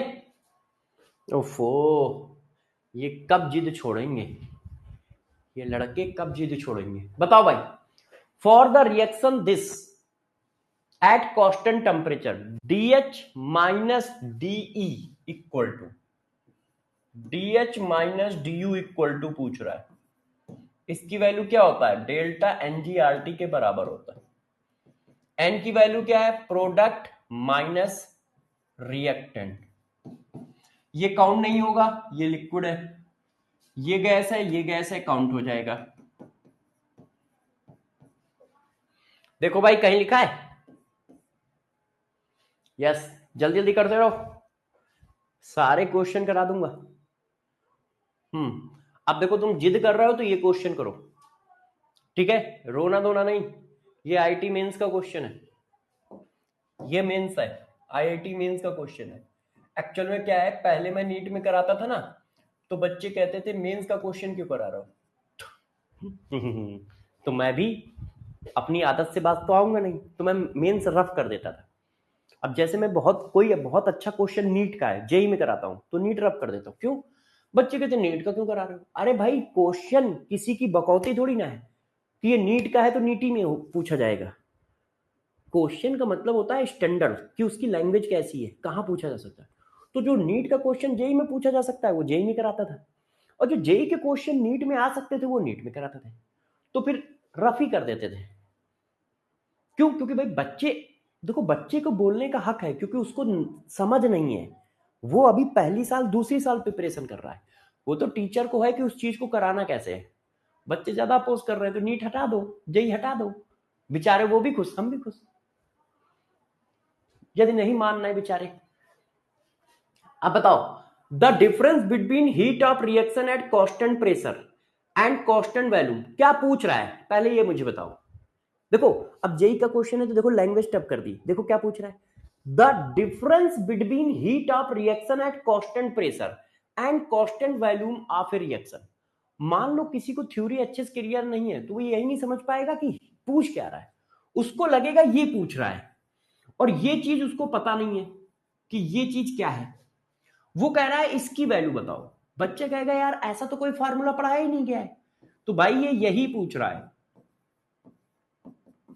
क्यों, यही होता है क्या, इंथैल्पी चेंज क्या है, heat at constant pressure. Internal energy change क्या है, heat at constant value. Enthalpy change क्या है, heat at constant pressure. Internal energy change क्या है, हीट एट कांस्टेंट वैल्यू। और इनके डिफरेंस की वैल्यू होती है डेल्टा एनजीआरटी। एनजी की वैल्यू निकालो, गैस लिक्विड, तो ये आया 12 माइनस गैस, ये तो गैस होता है, ये लिक्विड है। तो देखो पहली बात, आंसर माइनस में आएगा, तो आंसर माइनस में आएगा तो ये दोनों कट गए।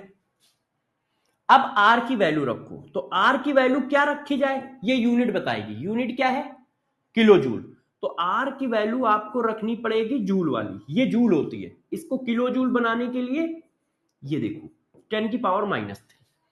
टेम्परेचर ये आ गया। अब आप इसको सॉल्व कर लो, हथियार, इसको सॉल्व करो। तो देखो 3 इंटू 8.314 इंटू 298, अब ये आया 7.43, क्योंकि 10 की पावर -3 भी है ना, तो ये आ रहा है -7.43 किलो जूल। ये आंसर आया, देखो कहां लिखा है, ये देखो। तो ये क्वेश्चन आपके पेपर में भी आ सकता है, उसमें क्या है, क्या क्या कह रहे हो,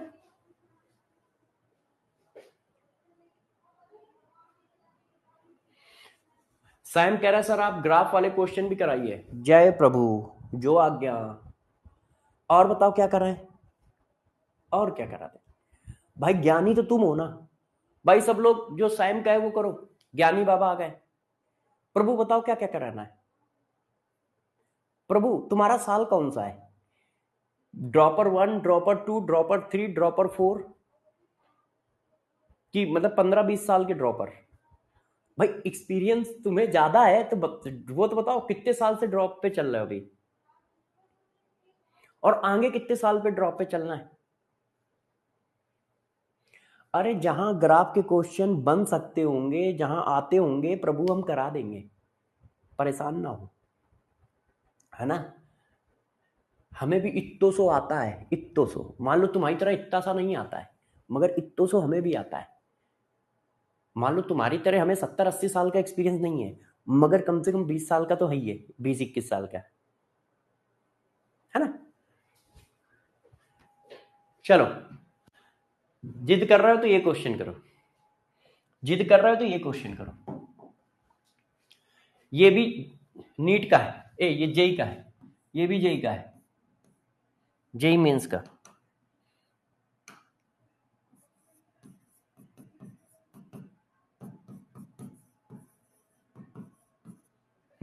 पढ़ो भाई।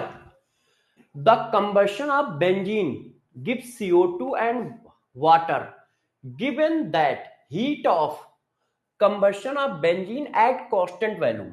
देखो heat of combustion of benzene at constant volume, constant volume की हीट को क्या कहते हैं? डीयू। कांस्टेंट वैल्यूम की हीट को क्या कहते हैं? डीयू। अच्छा, at 25 degree centigrade heat of combustion of benzene at constant pressure will be, इसका मतलब क्या पूछ रहा है? डीएच। फिर से देख लो भाई, लैंग्वेज पकड़ के रखना है। वो कह रहा है the combustion of benzene gives CO2 and water given that heat of combustion of benzene at constant volume. Constant volume की हीट को क्या कहते हैं? Internal energy change. इसका मतलब वो इंटरनल एनर्जी चेंज की वैल्यू दे रहा है। पूछ क्या रहा है? Heat of combustion of benzene at constant pressure. Constant pressure की हीट को क्या कहते हैं? डेल्टा एच कहते हैं। तो भाई डी एच इक्वल टू होता है डी यू प्लस डेल्टा एनजीआरटी।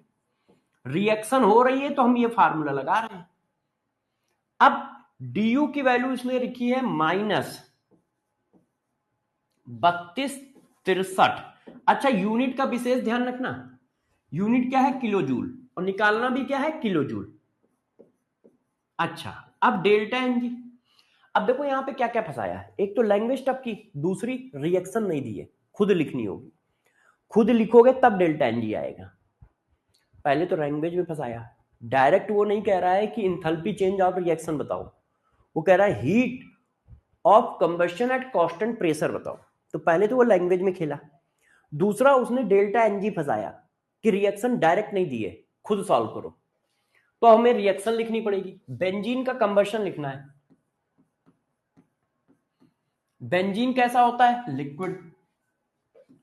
अब कंबशन का मतलब ऑक्सीजन से रिएक्शन, कार्बन को बर्न करोगे कार्बन डाइऑक्साइड में जाएगा, हाइड्रोजन को बर्न करोगे वाटर में जाएगा।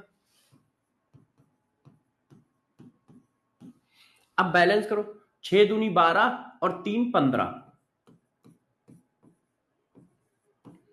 तो डेल्टा एनजी निकालो। गैस, ये लिक्विड है, ये लिक्विड है, minus gas, total gaseous mole of product minus total gaseous mole of reactant, R और टी। अच्छा, माइनस, अब देखो, अब ये क्या आ रहा है? -3/2 आ रहा है। आर की वैल्यू क्या रखोगे? ये देखो 8.314 इंटू 10⁻³ किलो जूल। क्यों? ये किलो जूल है तो ये भी किलो जूल होगा, तभी तो जुड़ेगा। और टी की वैल्यू कितनी है? 25 डिग्री सेंटीग्रेड, मतलब 298 केल्विन।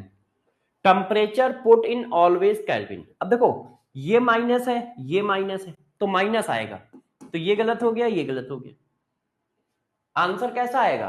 माइनस आएगा। क्यों?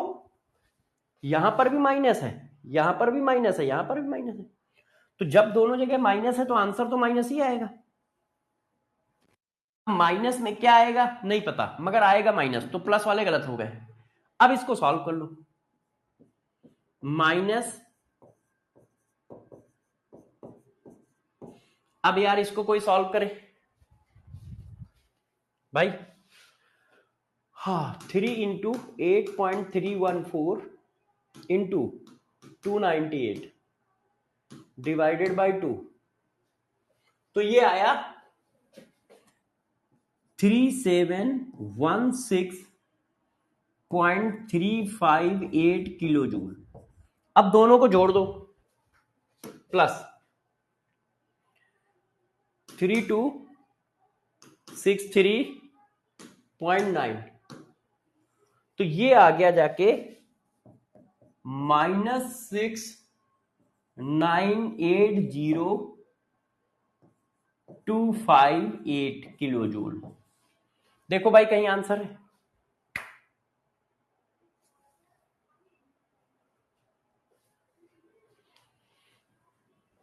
सिली मिस्टेक कहां हो गई? कहीं गलती हो गई, चेक करो।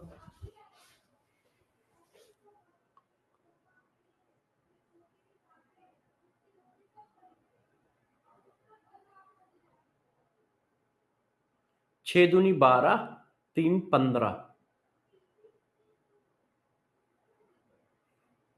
हाँ, गलती समझ में आई कहां है? गलती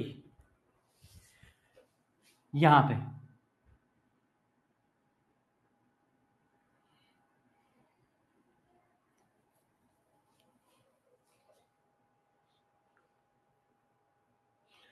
छह दूनी 12 नहीं यार, गलती वहां तो नहीं है। आओ, ये माइनस, पावर माइनस नहीं लगाई है, जिसकी वजह से ये ऐसे आएगा, यहां पे पॉइंट आएगा,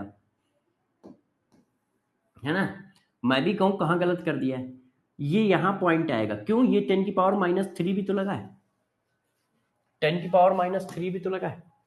तो अब देखो यार, 2363.9 प्लस 3.716,358। हाँ, अब देखो आ गया डी आंसर।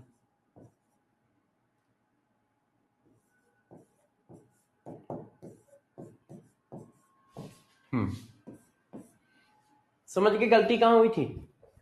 यहां ये जो 10⁻³ है उसका पॉइंट नहीं लगाया था, यहां पे पॉइंट था, रियल में पॉइंट यहां होगा। कर लोगे? ओके, जिद करोगे, नहीं मानोगे। चलो लास्ट एंड फाइनल क्वेश्चन, अब इसके बाद नई हेडिंग चालू करेंगे। Last and final question, answer बताओ। आंसर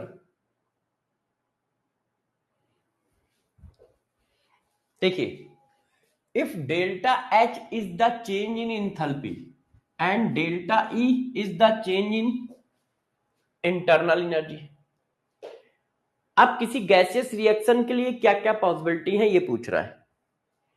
तो आपको तो मैंने बताया है कि कुछ भी हो सकता है, डेल्टा H डेल्टा U बराबर हो सकते हैं जब डेल्टा NG 0 हो।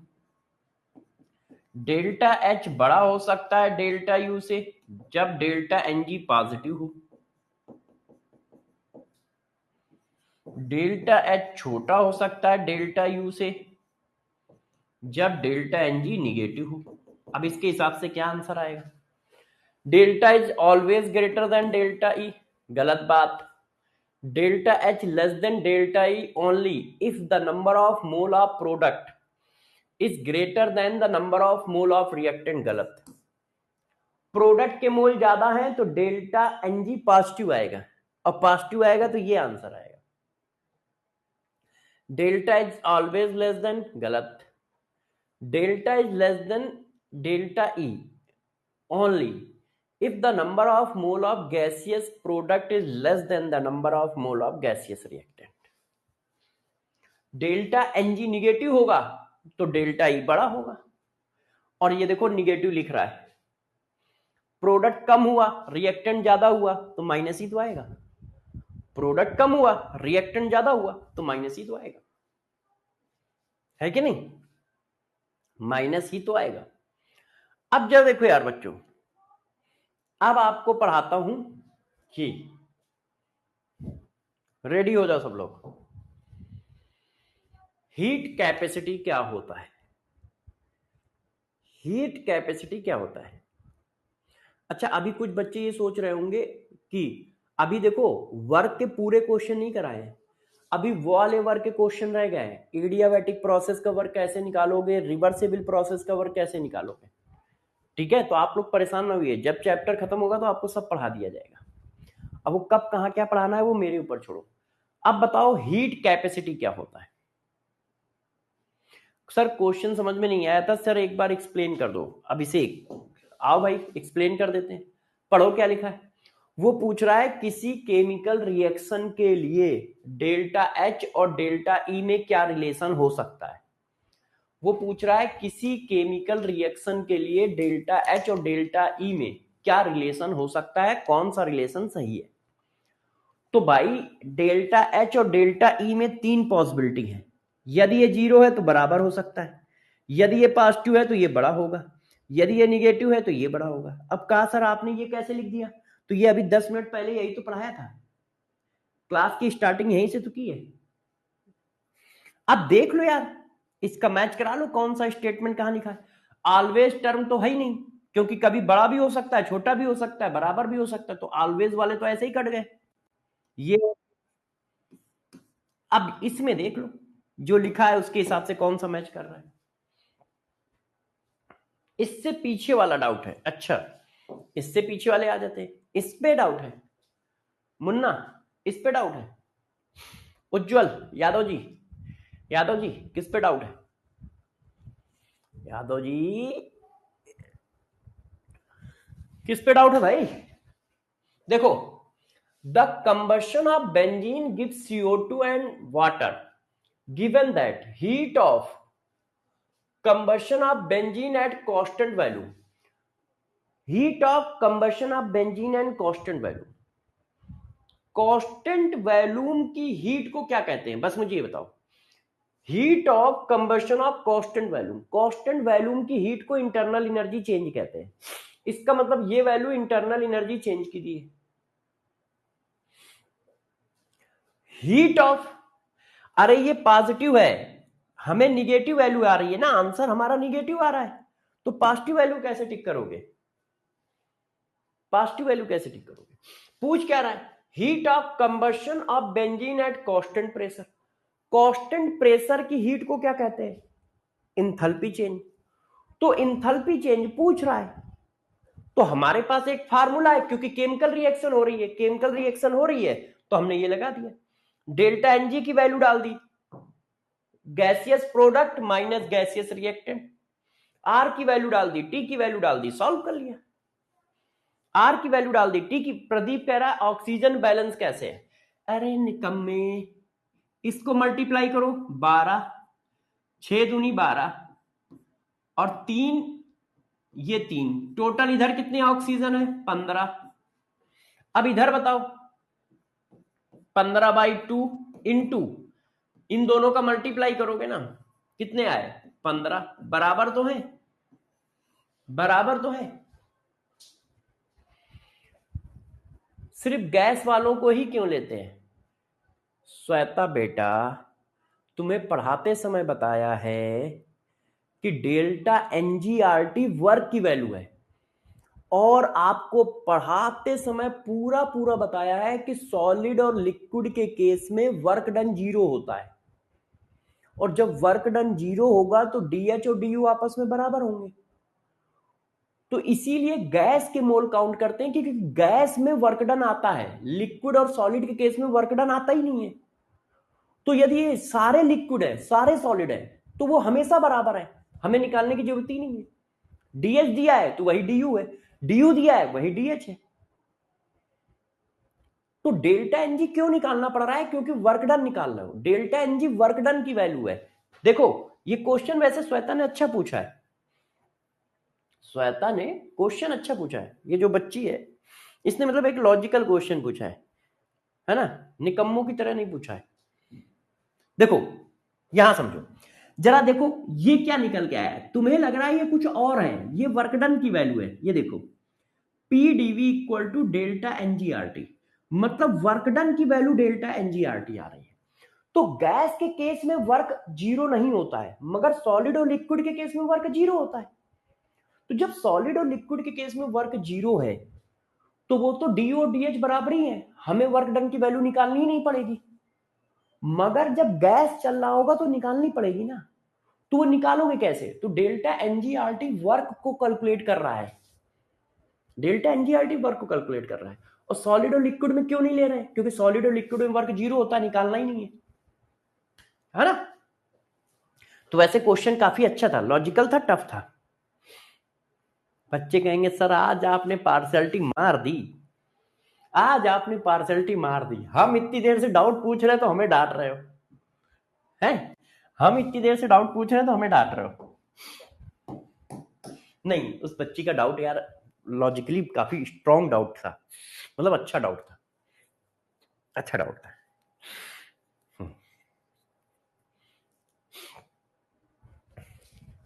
दुखी ना हो यार, तुम लोग भी दुखी ना हो। मोटी चमड़ी, तुम लोगों की भी तारीफ करूंगा मैं समय आने पे, समझ रहे हो? मोटी चमड़ी वालों, तुम्हारी भी तारीफ करूंगा, परेशान ना हो, हैं? तुम्हारी भी तारीफ करूंगा। ये लोग क्या है ना, थोड़े में रोने लगते हैं, इसलिए थोड़ा सा, हाँ चलो अच्छा मजाक बंद करते हैं, पढ़ाई पे आते हैं। अब देखो हीट कैपेसिटी क्या होता है मैं बताता हूं, है ना। हीट कैपेसिटी क्या होता है? हीट कैपेसिटी क्या होता है? देखो बच्चों, हीट कैपेसिटी की बात करते हैं कि हीट कैपेसिटी क्या होता है। तो अब जरा देखो हीट कैपेसिटी होता क्या है, हीट कैपेसिटी होता क्या है। हाँ सिलेक्शन होगा तभी करेंगे, उससे पहले लड़कों की तारीफ कौन करता है? देखो तुम लोग अभी से आदत डाल लो लौंडो, तुम्हारी तारीफ कभी नहीं होगी। शादी से पहले मम्मी पापा नहीं करते हैं ज्यादा, शादी के बाद वाइफ नहीं करेगी क्योंकि वो तुमको निकम्मा ही समझेगी, और बच्चे पापा को ज्यादा प्यार कहाँ करते हैं, वो मम्मा के चमचे होते हैं। तो तुम्हें आदत डालनी पड़ेगी ये बात। आओ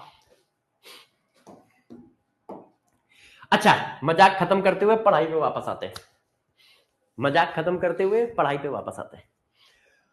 अब देखो हीट कैपेसिटी क्या है इसको समझाता हूं, ठीक है। अब सब लोग 10 मिनट मुझे दो, सारी हीट कैपेसिटी खत्म कर रहा हूं, ध्यान दीजिएगा।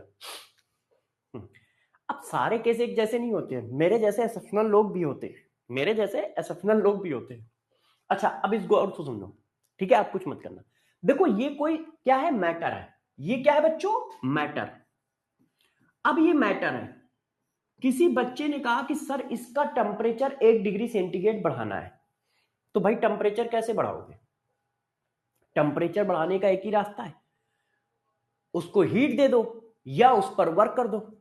भाई आप टेम्परेचर बढ़ाना है तो एनर्जी देनी पड़ेगी, और एनर्जी कैसे कैसे आती है बताओ? एनर्जी एक जगह से दूसरी जगह कैसे कैसे चलती है? या तो हीट के फॉर्म में या वर्क के फॉर्म में। तो यदि किसी मैटर का, जैसे इसका टेम्परेचर 1 डिग्री सेंटीग्रेड बढ़ाना है, तो या तो मैं इसको हीट दे दूं या इसको वर्क दे दूं, तो वर्क से भी टेम्परेचर बढ़ जाएगा, है ना। अच्छा नहीं समझ पाए? अरे बहुत सिंपल एग्जांपल देता हूं, इधर आओ, इधर आओ। अब देखो तुम्हारे गाल का टेम्परेचर अभी कुछ लिखा है 26 डिग्री सेंटीग्रेड, ठीक है।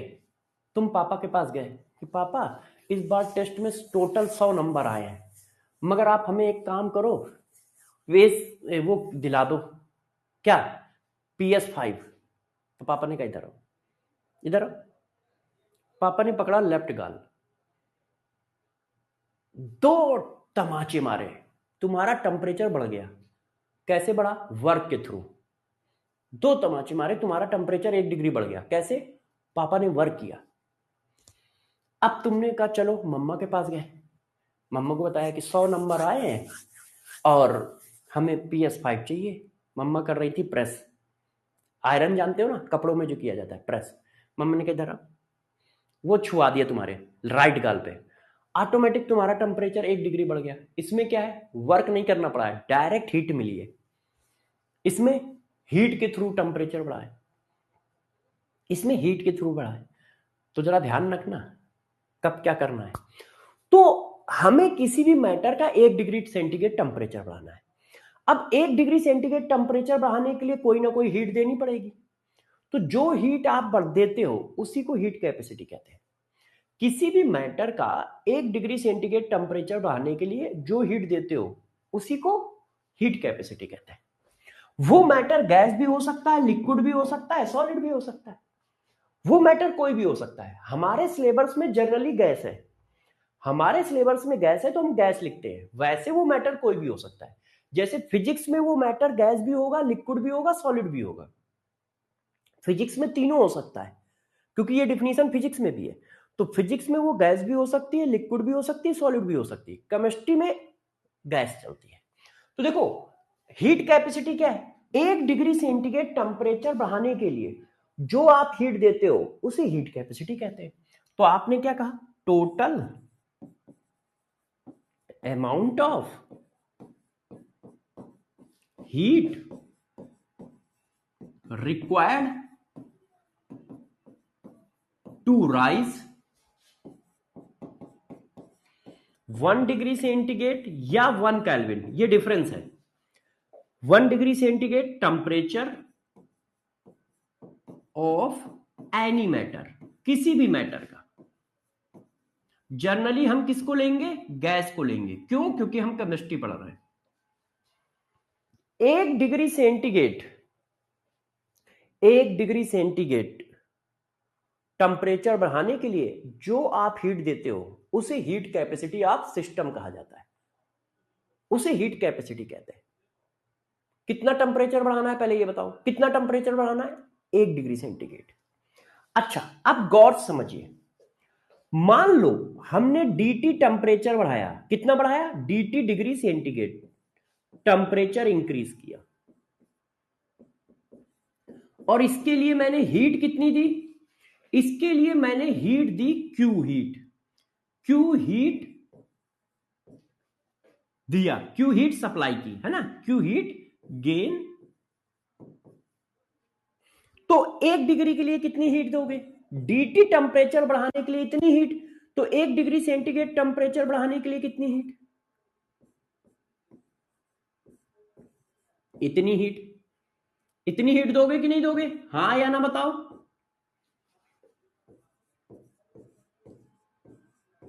हाँ या ना बताओ भाई। तो 1 डिग्री सेंटीग्रेड टेम्परेचर बढ़ाने के लिए जो हीट दोगे वही हीट कैपेसिटी होगी।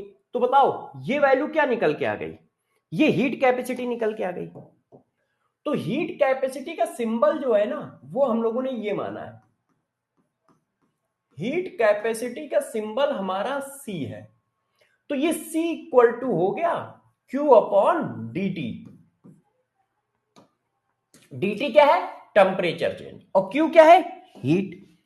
तो Q क्या है, heat gain by matter. Matter ने कितनी हीट गेन की है, मैटर या गैस। और dt क्या है, कितना टेम्परेचर चेंज हुआ है, चेंज इन टेम्परेचर।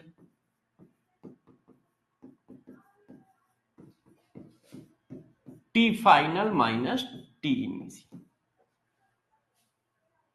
इसको हम किससे रिप्रेजेंट करते हैं, C से। अच्छा अब गौर से देखो, ये इंटेंसिव है या एक्सटेंसिव, हाँ ओनली फॉर गैस। हम लोगों के सिलेबस में गैस है, मगर आप इसको गैस के लिए भी डिफाइन है, लिक्विड के लिए भी डिफाइन है, सॉलिड के लिए भी डिफाइन है। अब गौर समझो, हीट कैपेसिटी इंटेंसिव है या एक्सटेंसिव, अब इसकी बात करते हैं। मम्मी ने तुमसे कहा बेटे इधर आओ, बेटे जरा 1 कप चाय बना लो। तो अब बेटा गया चाय बनाने। अब 1 कप चाय बनाने में ज्यादा गैस खर्च होगी या 4 कप चाय बनाने में ज्यादा गैस खर्च होगी, बताओ भाई लड़कों। देखो गर्ल्स स्टूडेंट तो इसका आंसर दे देंगे, वो लोग करते रहते हैं। बॉयज भी को भी करना चाहिए, क्योंकि आपको भी जरूरत है, हम तो करते हैं भाई, है ना। तो बताओ 4 कप चाय बनाने में ज्यादा गैस खर्च होगी, इसका मतलब टेम्परेचर, टेम्परेचर तो उतना ही होगा। 1 कप चाय बनाओगे तो भी उतने ही टेम्परेचर पे उबलेगी, 4 कप चाय बनाओगे तो भी उतने ही टेम्परेचर पे उबलेगी। तो फिर गैस ज्यादा क्यों लग गई? गैस ज्यादा इसलिए लगी क्योंकि अमाउंट ज्यादा था। इसका मतलब हीट कैपेसिटी अमाउंट पे डिपेंड करती है।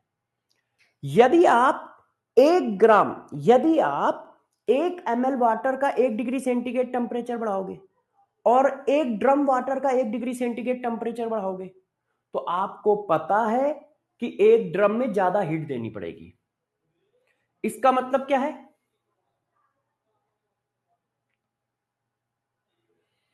हाँ, इसका मतलब क्या है? हीट कैपेसिटी एक एक्सटेंसिव प्रॉपर्टी है, मास पे डिपेंड करती है ना। अंसारी अभी बात करेंगे, अभी पढ़ा लेने दो यार पहले, नहीं तो फिर भूल जाऊंगा डर के मारे। तो हीट कैपेसिटी क्या है? हीट कैपेसिटी जो है वो अमाउंट पे डिपेंड करती है। क्यों? आपको क्या करना है? 1 डिग्री सेंटीग्रेड टेम्परेचर बढ़ाना है।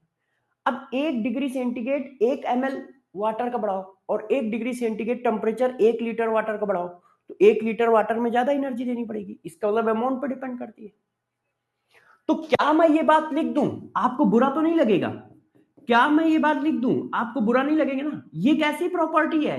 एक्सटेंसिव प्रॉपर्टी है मुन्ना। ये कैसी प्रॉपर्टी है? एक्सटेंसिव प्रॉपर्टी है।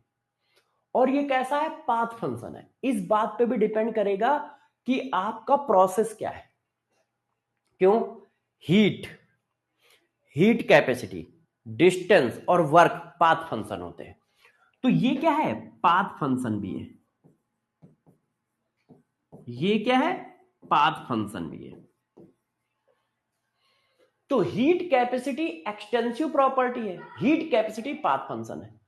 आर्यन, आर्यन क्या नहीं समझ में आया? पूछो आर्यन मुन्ना, क्या नहीं समझ में आया?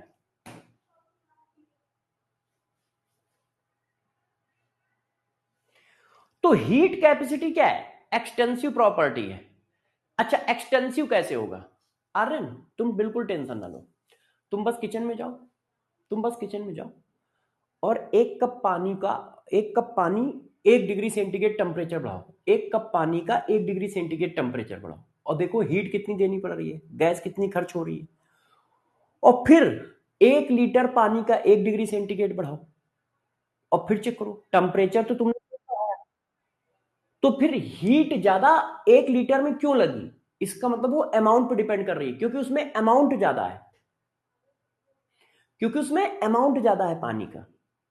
मैंने तुम्हें कैसे पहचानना बताया था? यदि सिस्टम को बाई पार्ट करें और वैल्यू ना चेंज हो तो इंटेंसिव, और सिस्टम को बाई पार्ट करने से वैल्यू चेंज हो रही है तो एक्सटेंसिव।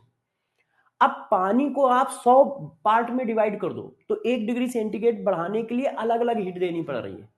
1 लीटर पानी का 1 डिग्री सेंटीग्रेड बढ़ाने के लिए अलग हीट देनी पड़ेगी।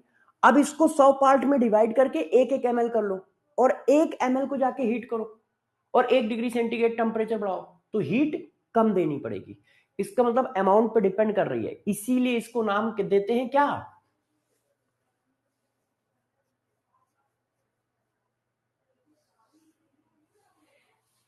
ये बेटा मैसेज कब आया है कौशिक? ऐसा कोई मैसेज आया था उसका स्क्रीनशॉट खींच के मेरे को भेजना। आप मेरे को टेलीग्राम पे भी मैसेज कर सकते हो, इंस्टाग्राम पे भी कर सकते हो, है ना। एक बार मेरे को भेजना कौशिक, ये मैसेज का स्क्रीनशॉट खींच के मेरे को भेजना।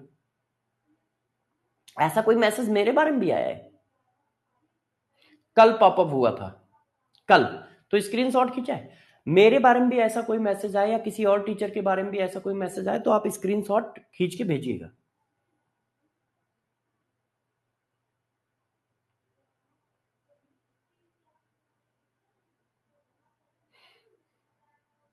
एक मोबाइल का दूसरे मोबाइल से ले सकते हो। आप स्क्रीनशॉट नहीं ले सकते हो ना, तो मोबाइल से मोबाइल ले लो, जैसे ये मोबाइल पे पॉपअप आया है ऐसे दूसरे मोबाइल से फोटो खींच लो।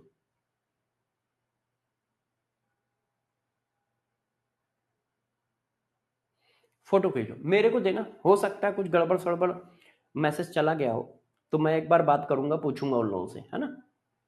हाँ, नेमो मेरे को भेज दो, मेरे टेलीग्राम पे भेज दो, Sarvesh Dikshit CSD official chat पे। ये है Sarvesh Dikshit CSD official Telegram channel है, इस पर आप भेज दो, इस पर आप भेज दो, है ना, या इंस्टाग्राम पे टैग कर देना मैसेज। अच्छा, मेरे में आए और किसी के बारे में कभी भी आए तो खूब सारे स्क्रीनशॉट लेके भेज दीजिएगा, है ना। अरे तो टेलीग्राम पे भेज दो बेटा नीमो। चलो, मोबाइल पे मोबाइल की फोटो ले लो, जैसे एक मोबाइल ये रखा है, दूसरे मोबाइल से फोटो ले लो, ऐसा कर लो। अच्छा, अब पढ़ो। तो देखो हीट कैपेसिटी क्या है, तो हीट कैपेसिटी एक एक्सटेंसिव प्रॉपर्टी है और पाथ फंक्शन है, और फार्मूला क्या है, Q/dt। अब देखो इसको दो पार्ट में डिवाइड कर दिया जाता है, इसको हम क्या करते हैं, दो पार्ट में डिवाइड कर देते हैं। कैसे, जरा देखो कैसे। हीट कैपेसिटी को हम दो पार्ट में डिवाइड कर देते हैं। ये देखो कैसे दो पार्ट में डिवाइड करते हैं, गौर समझना।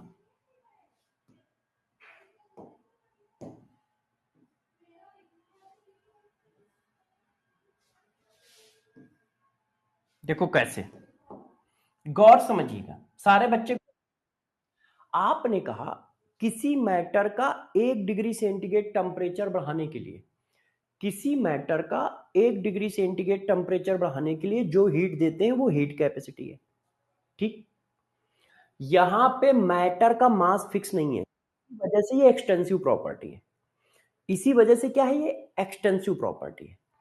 यदि मैं इसका मास फिक्स कर दूं तो जब मास फिक्स करते हैं तो दो तरह से मास फिक्स करते हैं, ग्राम में, मोल में। यदि मैं ये बोल दूं कि 1 डिग्री सेंटीग्रेड टेम्परेचर बढ़ाना है 1 ग्राम मैटर का, 1 डिग्री सेंटीग्रेड टेम्परेचर बढ़ाना है 1 ग्राम मैटर का, तो उसको बोल देते हैं स्पेसिफिक हीट कैपेसिटी।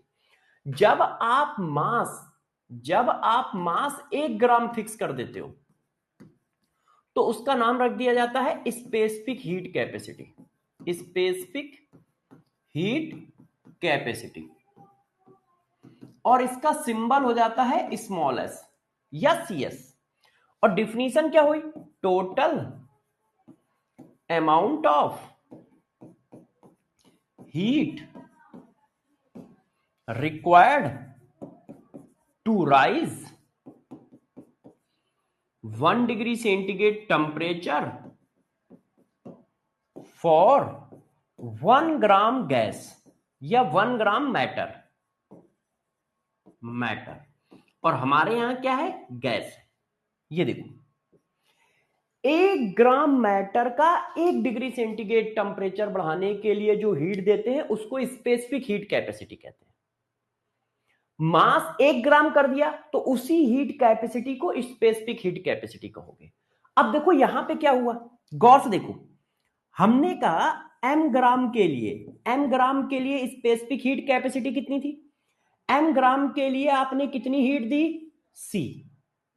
m ग्राम के लिए आपने कितनी हीट दी, C हीट दी। तो 1 ग्राम के लिए कितनी दोगे, 1 ग्राम के लिए कितनी दोगे, C डिवाइडेड बाई m। अब C की वैल्यू डाल दो, तो C की वैल्यू क्या है, Q divided by m into T. 1 gram matter का 1 डिग्री सेंटीग्रेड टेम्परेचर बढ़ाने के लिए इतनी हीट दोगे, कितनी हीट दोगे, इतनी हीट दोगे, और इसी को कहते हैं स्पेसिफिक हीट कैपेसिटी। तो S इक्वल टू आ गया Q/m डेल्टा टी। तो क्या हो गया, Q इक्वल टू हो गया ms डेल्टा टी। इसको हम ऐसे लिख लेते हैं, ये देखो Q equal to ms delta T आ गया, ये फार्मूला बन गया। एम ग्राम का 1 डिग्री सेंटीग्रेड टेम्परेचर बढ़ाने के लिए कितनी हीट देते हो? Heat capacity. तो 1 ग्राम के लिए कितनी दोगे? इतनी दोगे। तो फार्मूला क्या बन गया? Q equal to M H delta T. अब बताओ ये कैसी प्रॉपर्टी है? तो ये बच्चों एक्सटेंसिव प्रॉपर्टी है, इंटेंसिव प्रॉपर्टी है, सॉरी। अब ये इंटेंसिव कैसे है? देखो ये क्या है? एक्सटेंसिव। ये क्या है? एक्सटेंसिव। तो दो एक्सटेंसिव प्रॉपर्टी का रेशियो हो गया, क्योंकि पर ग्राम लगाने से ग्राम नीचे चला गया, है ना।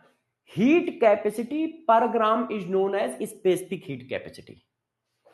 Heat capacity per gram is known as specific heat capacity. Heat capacity per gram is known as specific heat capacity. ये देखो यही तो लिखा है, heat capacity per gram is known as specific heat capacity. अब मास की value यदि 1 मोल मान लें, क्यों? क्योंकि गैस को हम लोग जनरली मोल में डिफाइन करते हैं। तो जब मास की वैल्यू 1 मोल मान लेते हैं तो इसको बोलते हैं मोलर हीट कैपेसिटी। क्या बोलते हो? Molar heat capacity. और इसको रिप्रेजेंट करते हो सीएम से, ऐसे। तो डिफिनीशन क्या हुई? Total amount of heat required to raise 1 degree centigrade temperature for 1 mole of gas. ये देखो, 1 मोल गैस का 1 डिग्री सेंटीग्रेड टेम्परेचर बढ़ाने के लिए जो हीट दोगे उसको कहेंगे मोलर हीट कैपेसिटी, या आप कहो heat capacity per mole is known as molar heat capacity. तो देखो, n मोल गैस का 1 डिग्री सेंटीग्रेड टेम्परेचर बढ़ाने के लिए कितनी हीट देते हो? Heat capacity. n मोल गैस का 1 डिग्री सेंटीग्रेड टेम्परेचर बढ़ाने के लिए कितनी हीट देते हो? C, मतलब हीट कैपेसिटी के बराबर। तो 1 मोल के लिए कितनी दोगे? C by N. अब C की वैल्यू डाल दो। C की वैल्यू क्या होती है? ये। अब इसको तुमने नाम क्या दिया है? CM। तो CM के बराबर हो गया। तो Q इक्वल टू कितना आ गया? ये देखो, Q equal to NCM delta T. CM क्या है? मोलर हीट कैपेसिटी है, मोलर हीट कैपेसिटी है। बस इस डिफिनीशन के बाद नहीं पढ़ाऊंगा, मगर इसको पढ़ लो, मोलर हीट कैपेसिटी है। अब ये भी क्या होगी? इंटेंसिव। क्यों? Extensive divided by extensive. दो एक्सटेंसिव प्रॉपर्टी का रेशियो है, तो ये भी क्या होगी? इंटेंसिव होगी, क्योंकि दो एक्सटेंसिव प्रॉपर्टी का रेशियो है, एक्सटेंसिव डिवाइडेड बाय एक्सटेंसिव। तो अब मैं इस चीज को रिपीट कर देता हूं, और इसकी बारे में, इसकी बाकी बातें हम लोग कल की क्लास में करेंगे। रिपीट कर देता हूं, किसी मैटर का 1 डिग्री सेंटीग्रेड टेम्परेचर बढ़ाने के लिए जो हीट दोगे उसे क्या बोलेंगे? Heat capacity. उसको C से रिप्रेजेंट करेंगे, वो एक्सटेंसिव प्रॉपर्टी होगी, ठीक है, वो पाथ फंक्शन होगा, उसका फार्मूला आएगा C equal to Q upon delta T या dt। अब हीट कैपेसिटी पर ग्राम यदि हम उसका मास फिक्स कर दें तो मास के बेसिस पे उसको दो पार्ट में डिवाइड कर देते हैं। जब हम मास 1 ग्राम फिक्स करते हैं तो उसको बोलते हैं स्पेसिफिक हीट कैपेसिटी। उसकी डिफिनीशन क्या हुई? Heat capacity per gram is known as specific heat capacity, या 1 degree centigrade temperature 1 gram matter का बढ़ाने में जो हीट देंगे उसे स्पेसिफिक हीट कैपेसिटी कहेंगे। ये इंटेंसिव प्रॉपर्टी होगी। इसका फार्मूला होगा Q equal to N S delta T, Q equal to M S delta T. ये M मास ऑफ मैटर है, ये M मास ऑफ मैटर है। Q equal to M S delta T. M क्या है? Mass of matter. S क्या है? Specific heat capacity. Delta T क्या है? Temperature change. यदि मैटर को हम 1 मोल ले लें तो 1 मोल मैटर का 1 डिग्री सेंटीग्रेड टेम्परेचर बढ़ाने के लिए जो हीट दोगे उसे मोलर हीट कैपेसिटी कहोगे। ये भी इंटेंसिव प्रॉपर्टी है। और इसका फार्मूला आएगा Q equal to n CM delta T. N mole of gas है, CM molar heat capacity of gas है, डेल्टा टी टेम्परेचर डिफरेंस है। डेल्टा टी टेम्परेचर डिफरेंस है। आप अभी इसके कोई क्वेश्चन मत करिएगा क्योंकि अभी इसको पढ़ाना बाकी है। मोलर हीट कैपेसिटी फर्दर दो पार्ट में डिवाइड हो जाती है। मोलर हीट कैपेसिटी फर्दर दो पार्ट में डिवाइड हो जाती है, तो इसके क्वेश्चन अभी मत करिएगा। आपको क्वेश्चन में करना क्या है वो मैं बता देता हूं कि आप क्या कर सकते हो। तो आप करोगे डीपीपी नंबर 1, डीपीपी नंबर 2। आप डीपीपी नंबर 1 करोगे थर्मोडायनेमिक्स की, डीपीपी अपलोड करा दिए, डीपीपी नंबर 2 करोगे। आज मैं सॉल्यूशन भी अपलोड करा दूंगा। डीपीपी नंबर 1, डीपीपी नंबर 2 आपको करनी है थर्मोडायनेमिक्स की, ठीक है। अब मैं मिलूंगा कल की क्लास में, अब मैं मिलूंगा कल की क्लास में। अपना ध्यान रखिएगा, पढ़ाई करते रहिएगा, ठीक है बच्चों, बाय बाय। और थर्मोडायनेमिक्स जब तक चल रही है उसको रिवाइज करके डेली आइए। तो कल सभी लोग थर्मोडायनेमिक्स रिवाइज करके आएंगे, ध्यान रखना। डेली रिवीजन करो और कोशिश करो दिन में 2 बार हो जाए तो और अच्छी बात है, दिन में 2 बार हो जाए तो और अच्छी बात है। चलो बाय बाय।